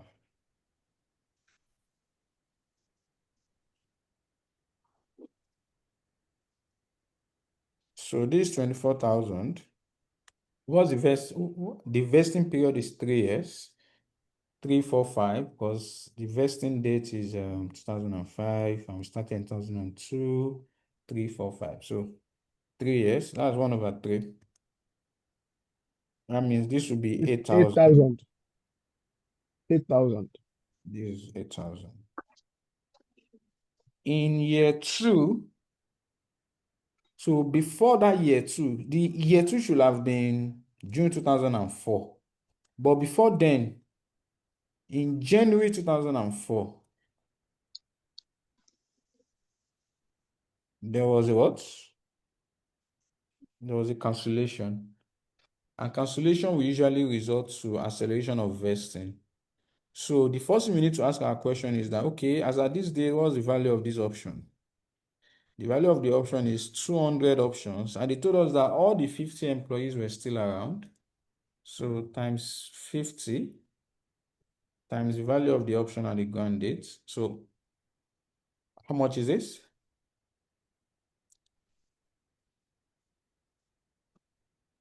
₦25,000, sir. Okay, so that means our reserve now should be 25,000. Then this one, there's no need for provision again. Everything, all the balance goes to P&L. So how much is the balance?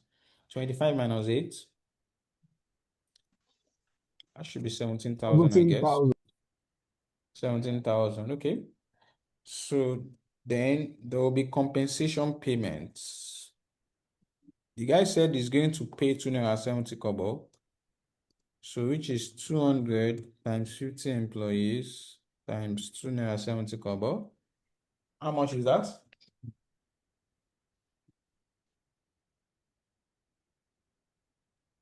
$27,000.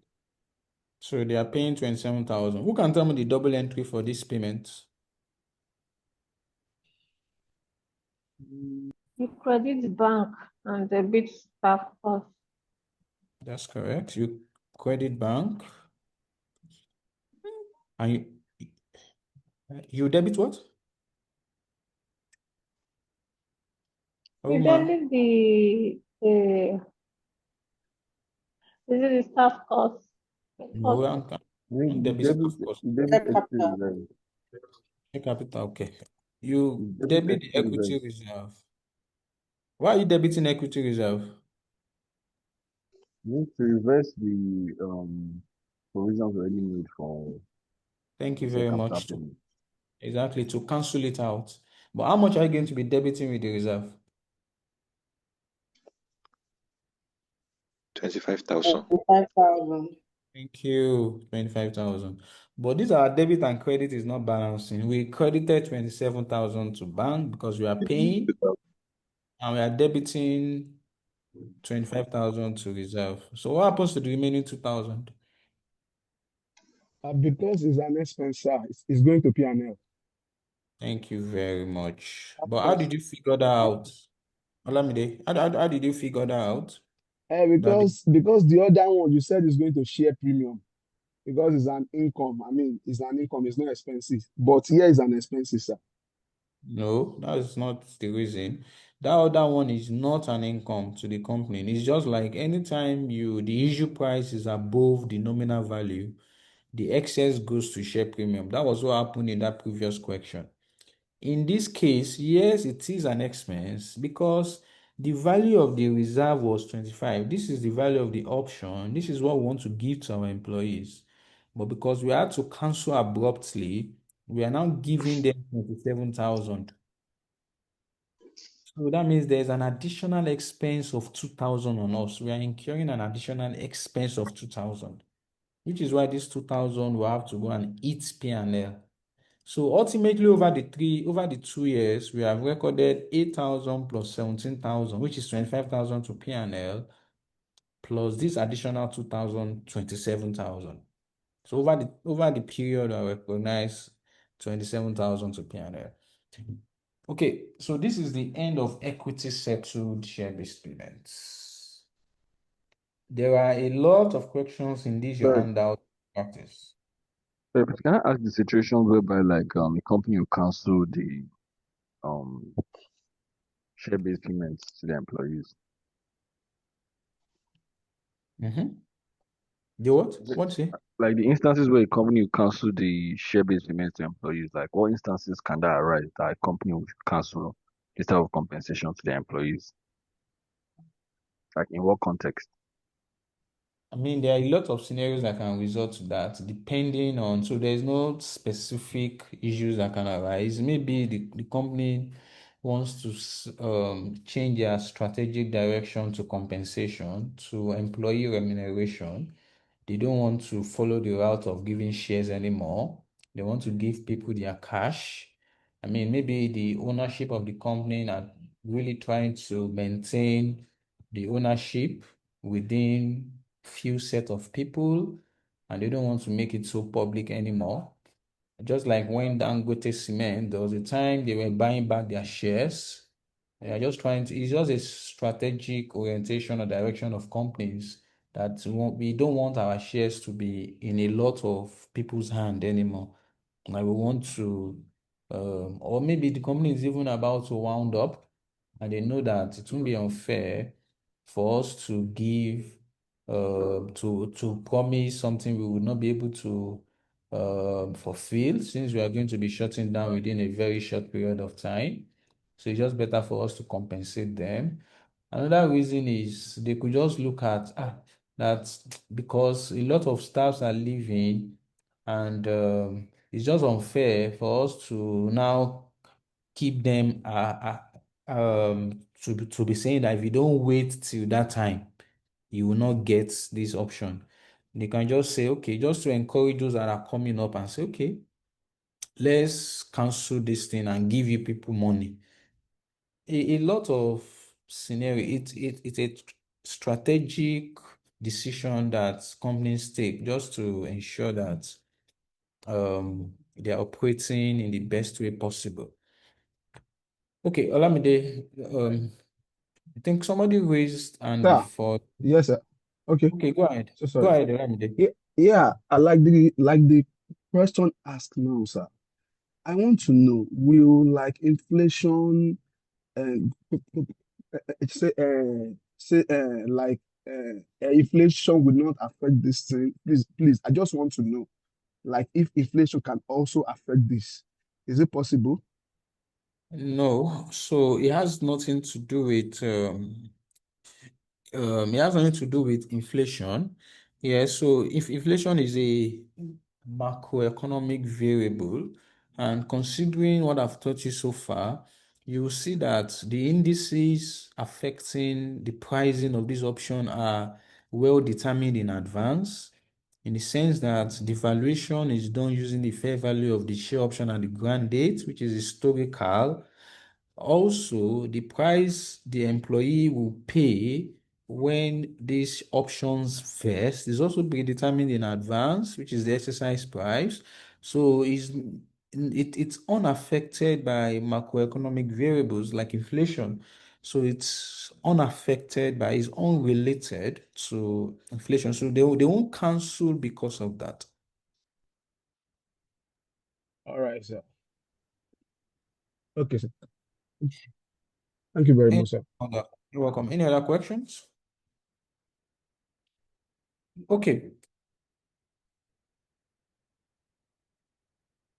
Now, let's move to cash settled.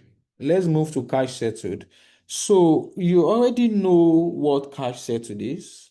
You already know that for this one, the entity will give cash, but the value of cash is dependent on the share price of the company. The valuation is very related to the share price of the company. That makes it cash settled. If they say we want to give cash for this service, and that cash is not related to the share price of the company, that's not cash settled. Something else. Okay? And I've told you that the way cash settled works is that the company will recognize staff costs and they will credit liability. Crediting liability because we have an obligation to deliver cash. Unlike equity settled, where we are crediting equity reserve, in this case, what we credit is liability. And that's the major difference between equity settled and cash settled. That's one. Number two is the way cash settled works. Instead of issuing share options, the two popular instruments that they issue is share appreciation rights and or redeemable shares. Share appreciation rights meaning that we are giving shares to those employees and we are saying we're going to buy these shares back from you when our share price appreciates to a certain level. So share appreciation rights. Or it could be redeemable shares, where we are giving you shares and we're going to buy it back from you at specified date. Redeemable shares.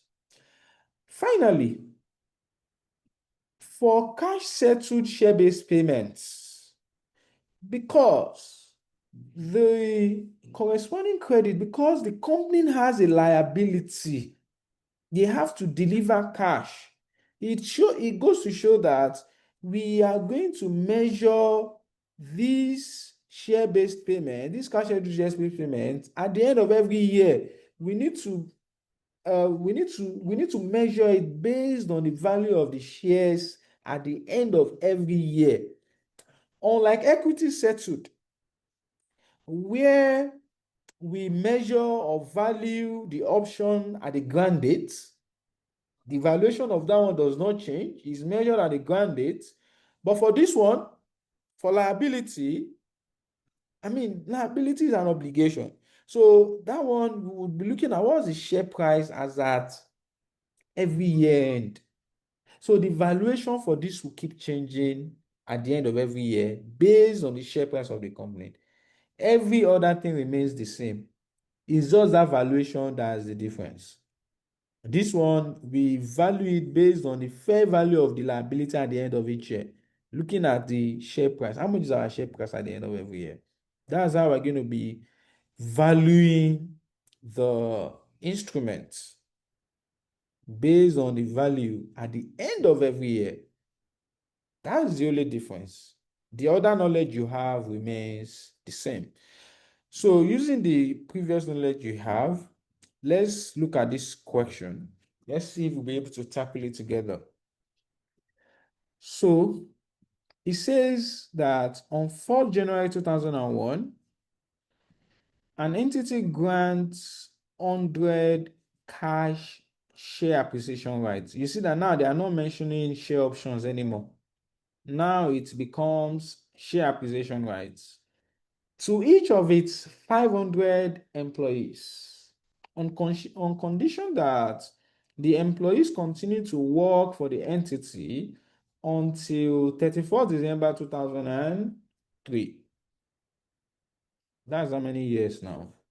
1, 2, 3. That's 3 years. Okay. Then I said during 2001, 35 employees leave. The entity estimates that a further 60 will leave during 2002 and 2003. They also said during 2002, 40 employees leave, and the entity estimates that a further 25 will leave during 2003. Then I said during 2003, 22 employees leave. We were told that at 31st December 2003, 150 employees exercise their rights, their SAR, their share appreciation rights. Another 140 employees exercise their share appreciation rights at 31st December 2004, and the remaining 113 employees exercise their share appreciation rights at the end of 2005. The fair value of the share appreciation right for each year in which a liability exists are as shown below. So they gave us the fair value of the rights for each year, 2001, 2002, 2003, 2004.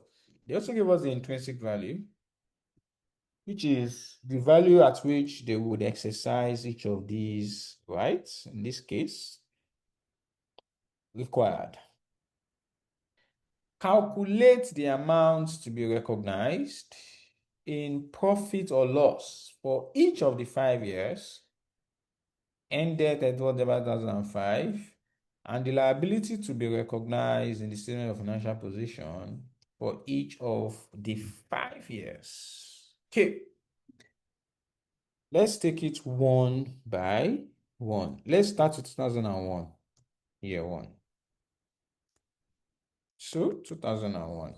Remember, in this case now, it will be between staff costs and liability, not equity reserve anymore. So how many share appreciation rights are we giving? 100. Abi?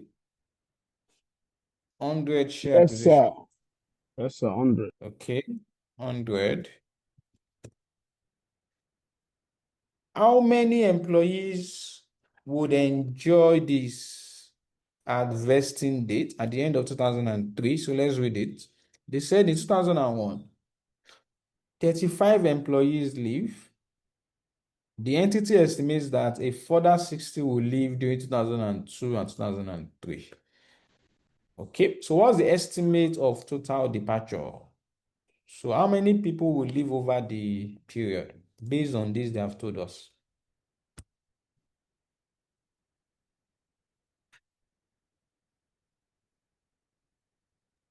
$95, sir.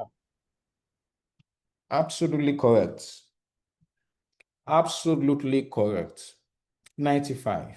Since they told us that in 2001, 35 leave, they now estimate that a further will leave in 2 and 3.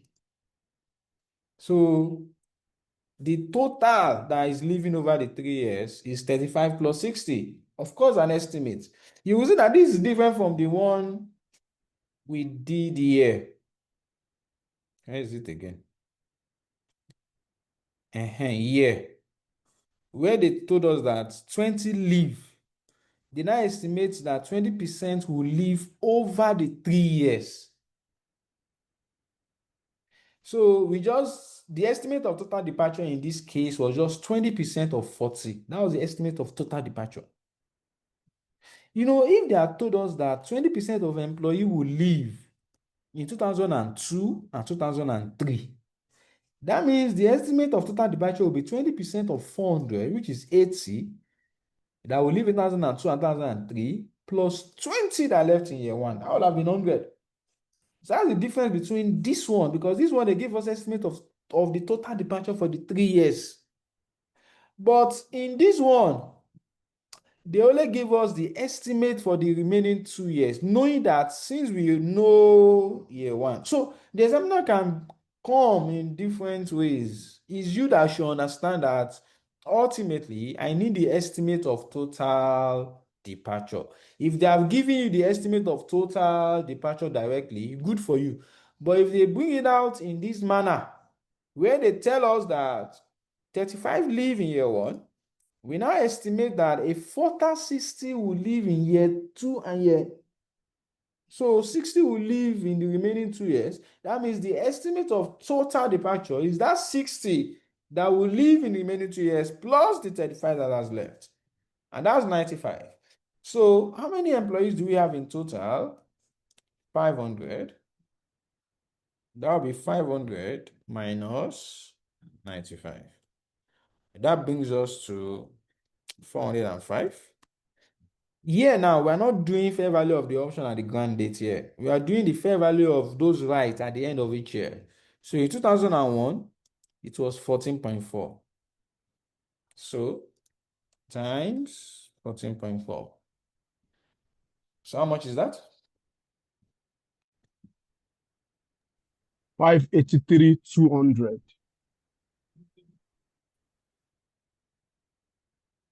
So how much goes to my P&L? 583,200 multiplied by 1/3, or this what's the vesting period?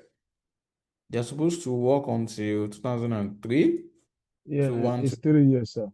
3 years. 3 years, So sir. how much? How much is that? 194,400. 194,400. Okay. Now in 2002, 100 options. Let's see, what did they tell us in 2002? They said during 2002, 40 employees leave, and the entity estimates that a further 25 will leave during 2003. So what was the estimate of total departure? 65, sir. 65. Wrong. 100. 100. Right. That's correct. That's correct now. Yes, because they told us that in 2002, 40 leave. They now estimate Okay. that 25 will leave in 2003. Okay, so 2003, that's future, 25 will leave. We already know that 20 left this year. So in 2002, 3, that's estimate of 65 plus 35 that actually left in year one. That's 100. So the person that said 100, you are just on point. So minus 100. So that means only 400 would enjoy distance. So we'll use the value of the rights at the end of 2002, which is 15.5. So how much is that?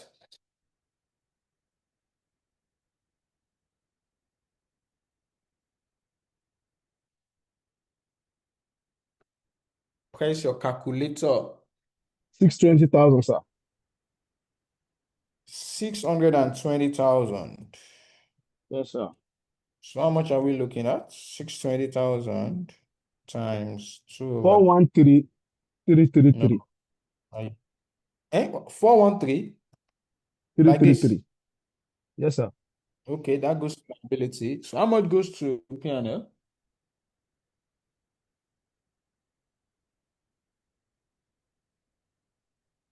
How much goes to P&L? 218,933. 218,933. 933. Okay, now 2003. This is where the wahala starts, eh? So no wahala per se, like that, like that, like that. But the technicality here is this: we cannot just go ahead and get the value of the option directly, because some people have started exercising in that 2003.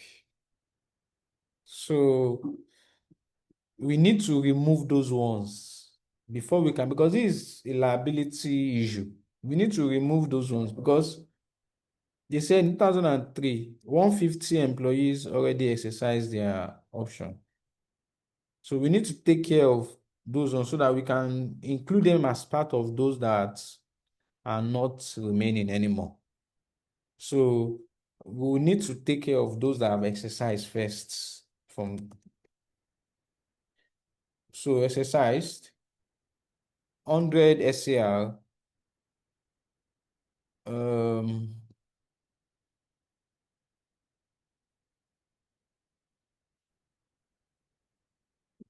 how many exercised? 150, okay. 150 employees exercised times what's the exercise price? So if you are not given exercise price, you use intrinsic value. So you simply use 15 naira. 15 naira. So how much is this?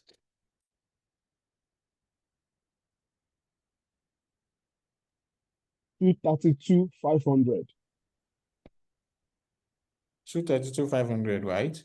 So now, 225,000. I got 225,000. 225,000. Okay. So from now going forward, we need to be reconfirming his figures. So this exercise, what does it mean? When they say he has exercised, it means that we are going to give them their money. Abi? It means that we'll pay them their money. That's the whole idea of cash settled. That will give you money based on the value of our shares. So we have agreed that these guys, they will get 125,000. So that means we're going to be paying money to them. Our bank will go down. What will go down also, apart from bank? Your liability. Thank you very much, Timilai. The liability, 225. Liability will go down. So I need to know what's the balance of our liability now. The balance of my liability. What was my liability before? 413, Abi? But now I've settled how much? 55. 55. Remaining how much? 188,333. 333. 188,333. So I need to sort this. So the balance of my liability I'm working with is not this anymore. It is now this because some of them have exercised. Fine. Now, since I've dealt with those ones, now I can then deal with, okay, what is remaining? What are the unexercised? So I can then look at, okay, 100 SCR. How many employees do I have in total? 500. Because this 2003, this is the vesting date. I know that in year one, 35 live in year one, 40 live in year two, 22 live in year three. So that's 35 minus 40 minus 22. Abi? 35, 40, 22. So, and don't forget, 150 as what? Exercised. Don't forget the 150 that exercised in year three that we actually took care of. So how much is the employees that are unexercised now? 253. How much? 253. 253. 253. Multiply by the fair value of those rights in 2003, which is 18.2. Where is it? 18.2. So how much is this giving us?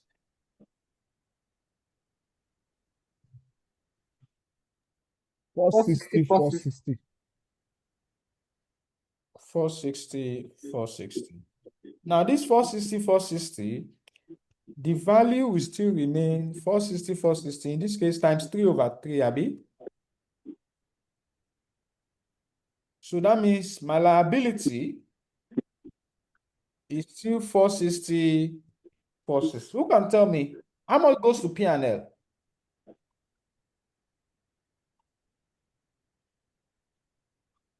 How much goes to P&L? Sir, 272,127. 272, one what? 127. 127, yes, sir. 127. Yes, sir. How did you get it? How did you get that, please? Okay, I the have 460, 2417. 460. I removed 188,333. Thank you very much. Thank you very much. So it's 460, 460 minus the balance of our liability. If you go and do 460, 460 minus this opening balance, you are wrong because some of them have exercised. We have paid some of those liability, bringing our liability to 188,333, which goes to show that when we then calculate the unexercised, we are having our liability now at 460, 460. What goes to P&L is 272, is this minus this. So whatever you get is what goes to your P&L. Okay. Now in 2004, some set of people also exercised. So 100 SAR, how many people exercised in 2004? Okay. 140 employees exercised in 2004. 140 employees exercised in 2004, multiplied by what's the exercise price? I say you use the intrinsic value, which is 20, multiplied by 20. How much is that? 80. 280,000, sir. Sorry? 280. 280,000. 280. Again, this 280, exercising means we are going to pay money. So we are paying 280,000. And liability will also decrease by the same amount. So that means the balance of liability is now 460, 460, which is this, our liability as at the end of previous year, minus the amount we have settled. So how much is the balance now? 180, 460. 180, 460. Good. Now, how many people are now unexercised? 100 SAR. Let me start from here since we already got this 253. Abi? So let me start from there. So 253 remaining from last year minus the 140 that I've exercised. So remaining how many people?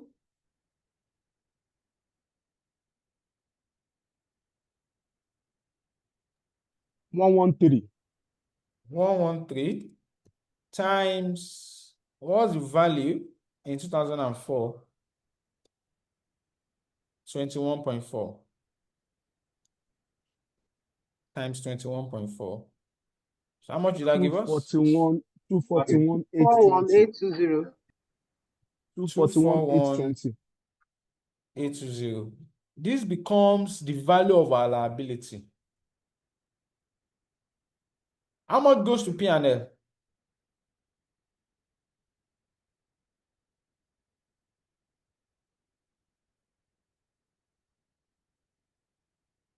How much goes to P&L? 3307. 80. No, sorry, no, that's not correct.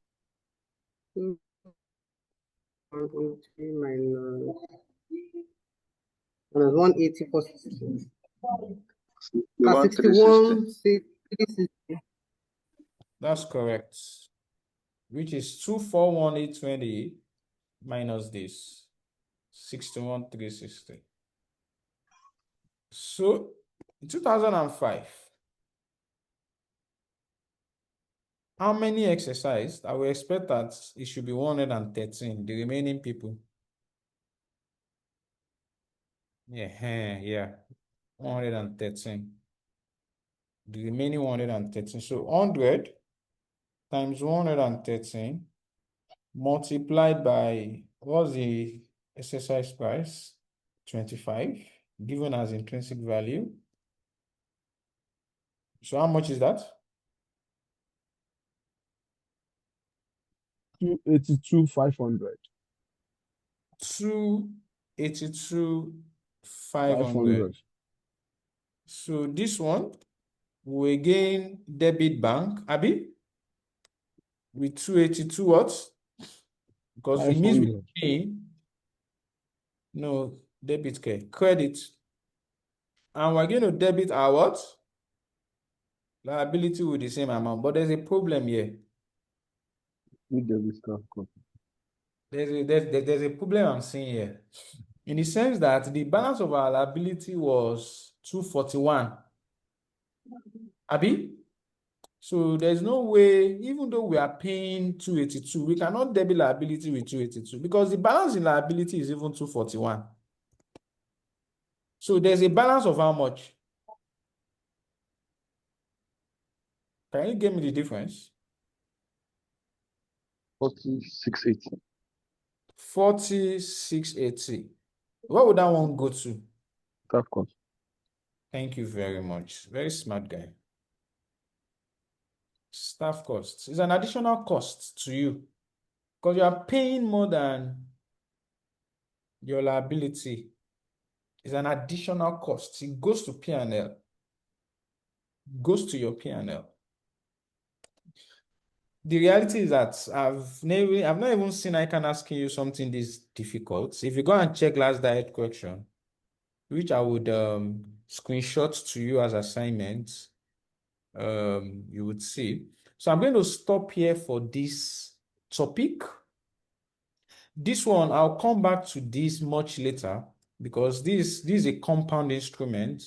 So I want to teach you after I've introduced you to compound instruments. So I will just hold on.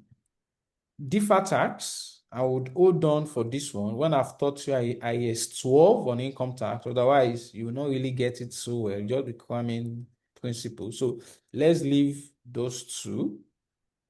So I would really want you to practice. I have practice questions here. Solutions are not there. So it's advisable for you to solve it, share it with me so I can share you the solution. I have like 9 questions there that you can practice. So you really want to practice it. If there is no way you would practice all of this, there is no question they want to ask you. That last diet will just be a piece of cake, and any future diet they want to ask you any question on share-based payment is going to be a piece of cake.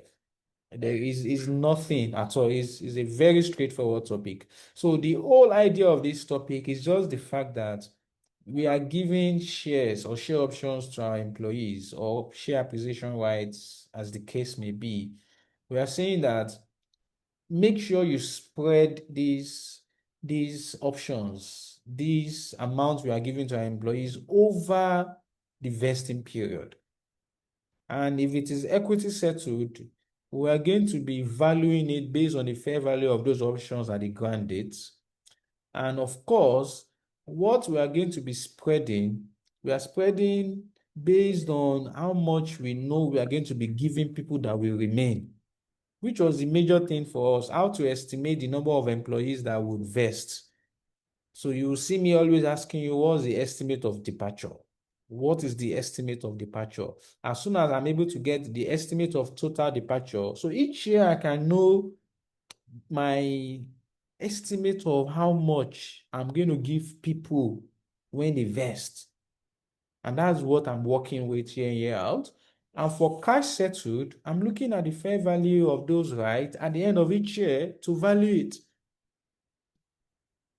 So again, in doing that valuation, I only consider the employees that will vest at the end of each year, which the examiner will always give you a guide to. So make sure you solve these questions. I have like a summary of this whole thing, like a table, like a flow chart. This flow chart will give you an high-level summary of everything I've taught you.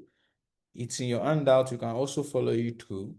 So on Wednesday, we are going to be moving to employee benefits. That's another topic. So this one will take us 1.5 class. I might not finish it in that class, next week class, but I know I'm going to finish it on Saturday. Okay, and we're going to be moving very fast. So July, we have some things we need to cover in July until the first week of August. In August, for the next 6 or 7 classes, we are going to be battling with group account. The group account. So August is for you to enjoy because we are treating a very simple topic, group account. So we'll quickly touch on all the principles, then hopefully solve some past questions. Then we'll go back to standards again. We'll continue to battle standards in September, in October. Then in October, we'll be looking at stuff like ratio analysis. We'll be looking at in the sustainability reporting frameworks and all of that. So, I mean, we have a pretty good idea of how this is going to end, of course, but you also need to be following through as I'm teaching you. All these assignments I'm giving you, you have to be doing it. Don't let what I've told you at the beginning of the class happen to you, where you are lumping up classes. You are not reading as we are teaching you. It's now becoming too much for you. You see, all of these things it's simple. It's just for you to learn it immediately. If you don't read this thing between today and tomorrow, I promise you, everything I've taught you, you will not remember anything I've said. Yeah, good. You can only watch the videos. Fine. Much more time. 2 hours. This is like a 2 hours class. You have to sit down for 2 hours to watch it. But imagine if you just sit down and go and read it immediately.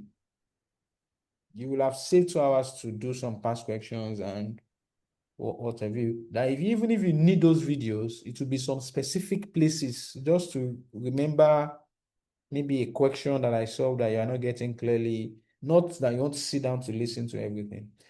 Let's stop here for tonight or this evening. Do have a wonderful evening. Thank you very much. I would attend You to are questions. welcome, sir. Any questions before we go?